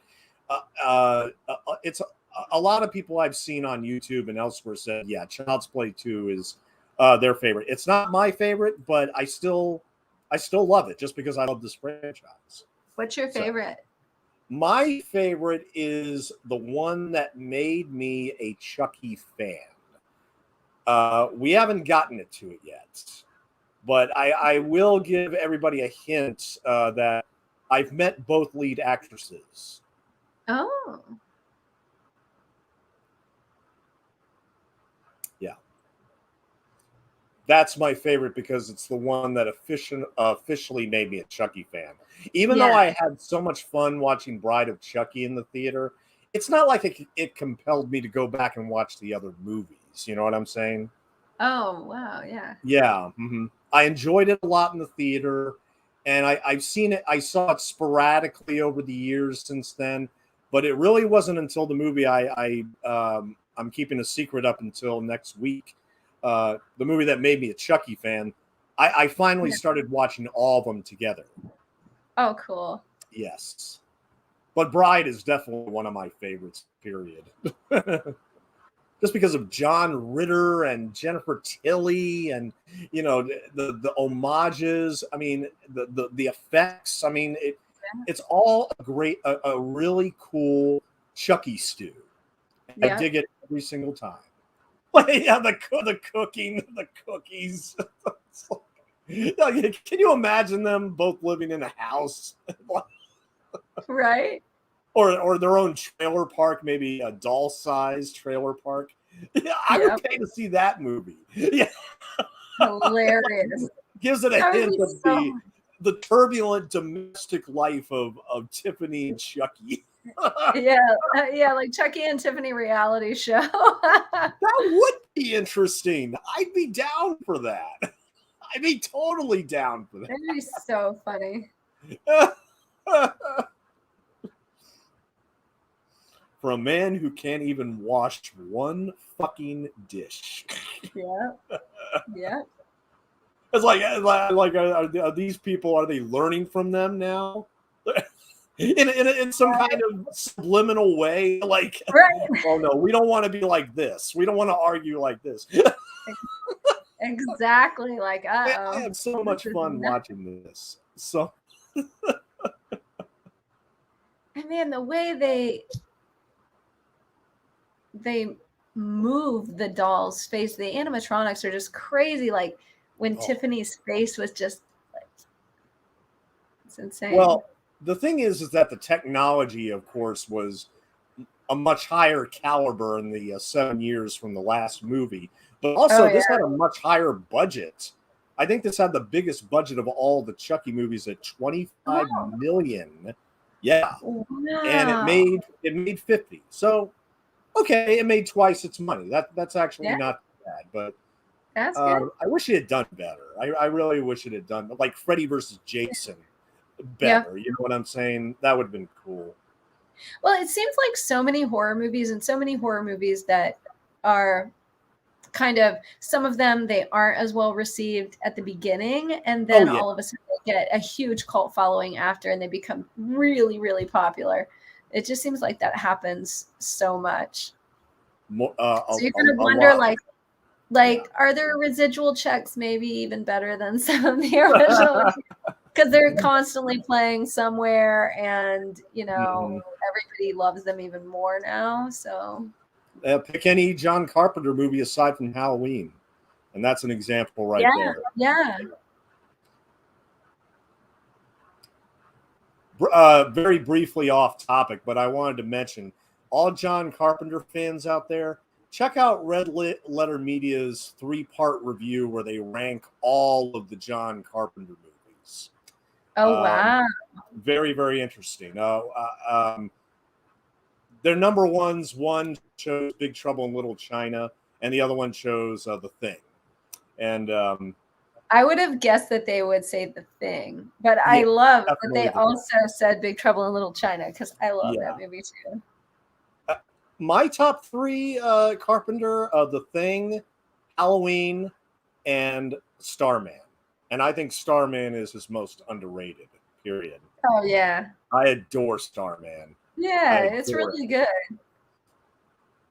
Yeah, it doesn't get as much love as it should, that's for sure. Never gets enough love. I mean, and well, here again, I know we're going to have to go back to Bride of Chucky, but I love the commentary for Starman with John Carpenter and Jeff Bridges.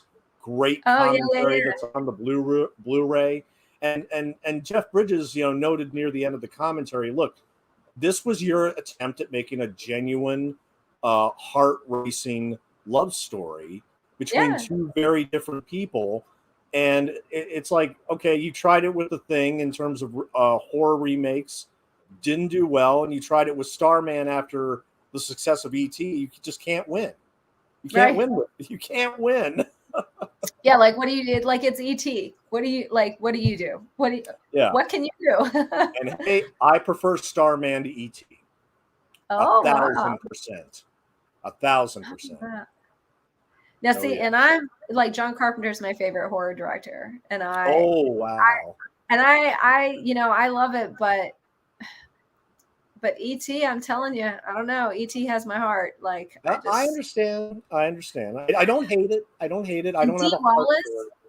Dee Wallace, she's like the perfect Dee Wallace, like the perfect horror mom ever. Yes. Cujo was one of my favorites. Yes. Cujo is really so sad. Cujo makes me, E.T. makes me cry too, but let's be honest. Like, I'm always crying for all the monsters, all the aliens, all the animals that get rabies that didn't ask to become monsters. Frankenstein. Like, I cry at horror movies. Aww. Yeah, I sure do. Well, there's the amulet, which I guess Charles Lee Ray was wearing. Right. Yeah. In the photo in the beginning. Yes.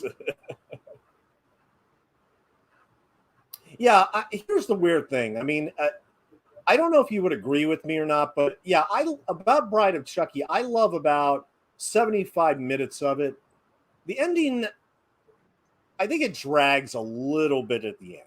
Maybe that's just me. I see. I see where you're coming from with that. I do. Yeah. I mean, I love the majority of it. And I just felt at the end, it's not quite as strong as it was when it started.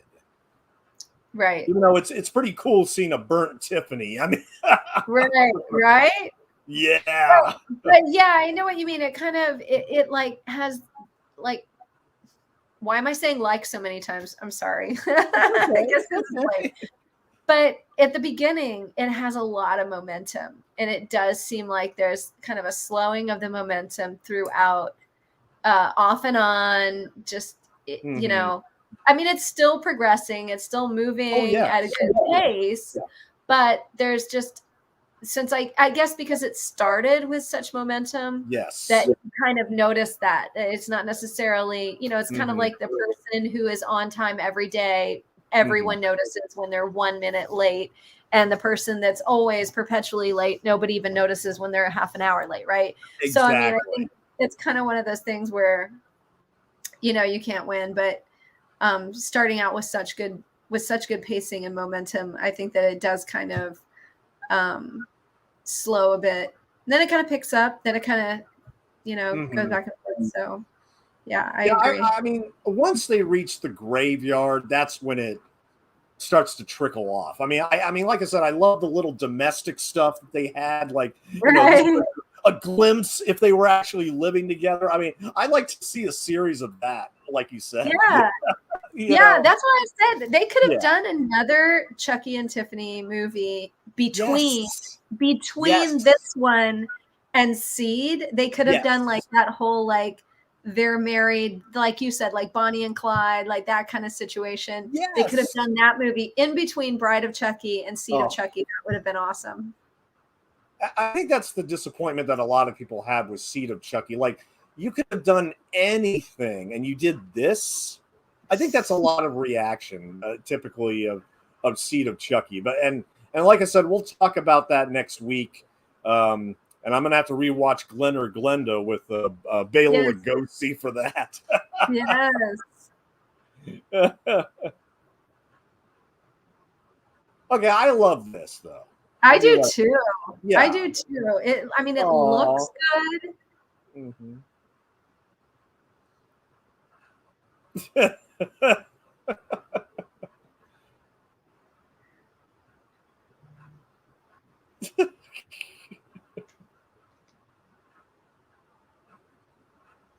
Let's see. Now, when you first saw this, did you know that? Did you have an idea of where this was going in terms of Tiffany having offspring? Like, No. did you know at this point? No, really. No. So you didn't see the ending coming, the baby coming out. No. I Not didn't. at all. You mean? Oh wow! I didn't expect it. You mean? No. Yes. I didn't. I Did didn't not expect it at all. Wow. Originally. Yeah. It was at this point I started to suspect. Oh no! Don't tell me Tiffany has a baby doll in her. Like, okay, like you're really pushing the. So Chucky can drink. He can drink and he can also.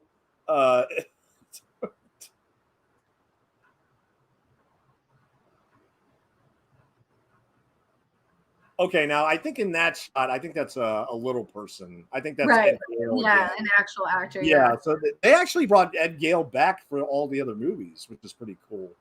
Yeah. I just think in that first movie, it's a little too obvious. Here, I agree. Not as obvious. I mean, they perfected it, I think, since then, because they know where to put the camera. They know how much light to give it, how dark to make it. And I think it works a lot better here than it does in the original in terms of utilizing the little people for just those shots. Oh yeah. Yeah. And lighting is such a big, I don't know. I mean, for me personally, lighting is such a big deal. It will really, just the lighting will make me love or hate a movie alone, because it's so many movies get it so wrong.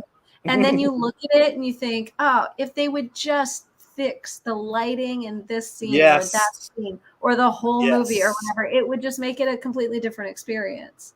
And especially with horror movies, like, don't light everything like you're in an office. It's like fluorescent lighting, like, no, leave a little mystery. Leave a little mystery. I like my horror lighting like I like my men. A little mystery. I mean, come on. I'll be back. I always come back. Why did it have to take you 6 years to come back, though? Yeah, and that's the thing too. A lot of the sequels, they take so long because people They don't take appreciate so them. long. Yeah, Yes. people don't appreciate them at the beginning, or they don't love the original enough to care. And then later, Exactly. when you're like, nobody else is putting out anything good, it would be nice to revisit this again because we like that. And Mhm. then, by that time, years have gone by. But I think now people are starting to realize that. But they're not taking a chance on anything new. So they're just trying to, Mhm. keep the cash cow going with the icons that we already have, which I mean, I'm 50-50 on that because I grew up watching these and I love them. Yeah. So I'm not Yeah. going to say no, I don't want to see it. I might say no, I don't like it, if they keep doing certain things, but like the Chucky series, Yeah. one episode in, but I think it was well done. I think it was a good way to make it Oh. relevant to today and all of that.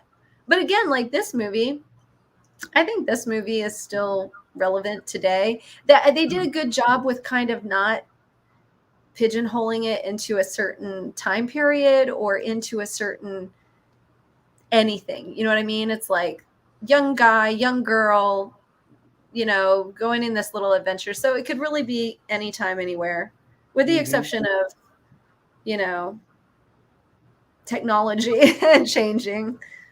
I mean, everything's dated now because of that, but And I would even say, even if you're not a fan of the Chucky series, even if you don't care for the series, this might be the one I would say uh, it could be a perfect gateway into it because Mhm. I mean, especially if you love the old classic Universal monster movies like Bride of Frankenstein, Yes. or if you're just a Jennifer Tilly fan from her other films, Yes. it does fill in those. Oh God, and here's the baby.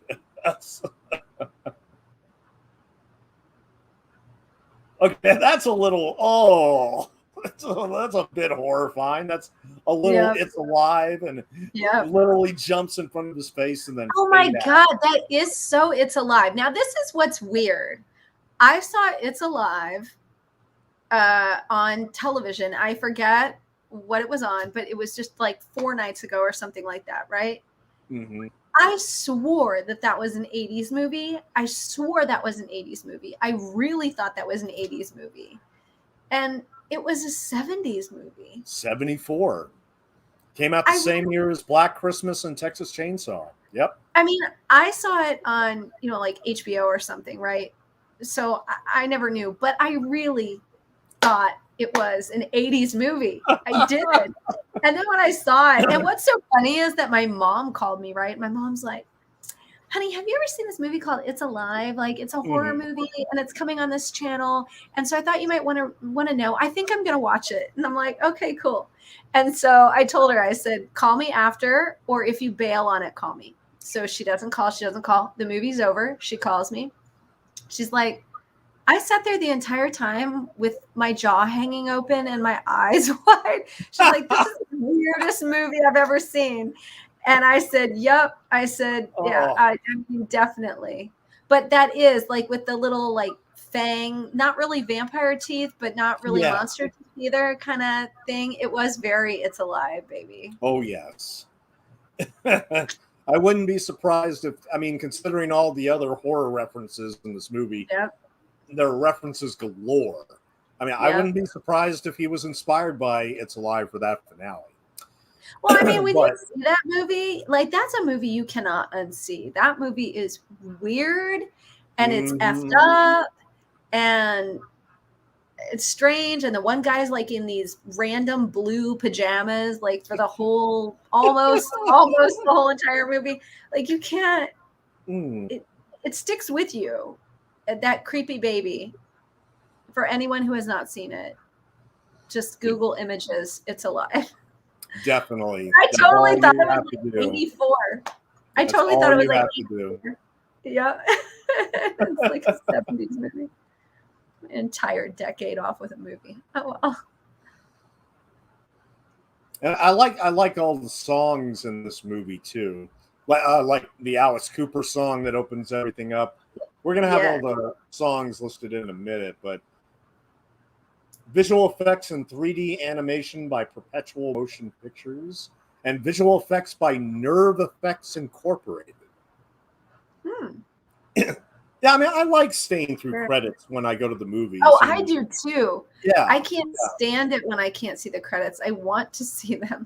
Oh, here we go. Boogie King by the Screamin' Cheetah Wheelies. Kidney Thieves, Blondie, Drizz, Stabbing Westward, Cold Chamber, Static X, Monster Magnet, and finally overperformed by the Assholes. Thunder Kiss 65 by White Zombie, Judas Priest, and finally Human Disease by Slayer. See, that's the thing. Like the Child's Play movies, they didn't really have songs at all on them. This one has a full-blown rock soundtrack. Exactly. And I love it. I love it. I do too. It works so well. Chucky just said, that's more like it. Exactly. That's what I'm saying. Especially after Child's Play 3. That's more like it. I agree. Let me give a shout out to everybody in the chat real quick. Ben Grimm, Oracle 684, Cliff Booth, Ben Grimm, Orc, Jamie, Christian was here earlier, Dan Shine, and Borderline 11, of course. Thank you so much, everybody, for coming. This was actually a lot more. There was a lot more people came in for these movies than the first two movies last Saturday night.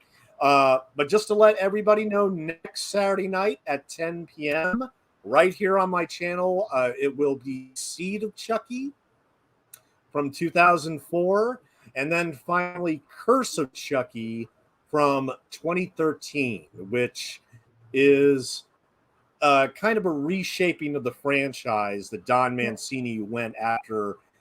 A lot of people did not like Seed of Chucky, obviously, and so Curse is more of a going back to form and everything. Yeah. But, and then finally, October 30th, it will be Cult of Chucky and the Child's Play remake. Yes, and finally, last but not least, one other commentary I have scheduled is going to be for Peter Bogdanovich's The Last Picture Show, 50th anniversary commentary on Monday, the 25th at 9 p.m. And I'm currently reading the book right now by Larry McMurtry, who just passed away earlier this year. He was the guy behind Lonesome Dove. Oh, if you remember that, Susan. Yeah. And he also wrote Brokeback Mountain. He did a lot of stuff, but yeah, so that'll be a 50th anniversary commentary on that Monday for that movie. It's black and white. Jeff Bridges, Sybil Shepherd, Cloris Leachman, and Ellen Burstyn. Oh, wow. Great cast and a great movie. Yeah, definitely. But at any rate, and Susan, 1,000 thank yous. Thank you so much for joining me for Bride of Chucky. And for your dolls. I mean, do you have a Chucky doll too, or? I do. I have two. Actually, wait, I have three. 3 different ones. Yeah. Oh, you have 3 different ones. Yeah. Yeah, I have one across the room. When you come for another commentary, bring another doll. Oh yeah, I'll bring them all. I'll put them all up behind my head here. Perfect. I like to sit. I mean, I could sit at the desk, but I like to just relax, especially, when I know it's going to be a couple of hours. I like to just be on a sofa somewhere. So yeah, I'll put them up behind me. I'll line them all up. Awesome. Well, anyway, I'm going to go ahead and end the broadcast now. Thank you, everybody, and you all have a wonderful evening. And I look forward to you all returning for my future commentaries. And and finally, last but not least, Tuesday night at 8 p.m., region free. Susan, you're going to be there, right, Susan? Yes. Yeah. We are going to talk about Halloween Kills. Get ready. That is going to be an epic discussion. It'll be like a 7-hour episode.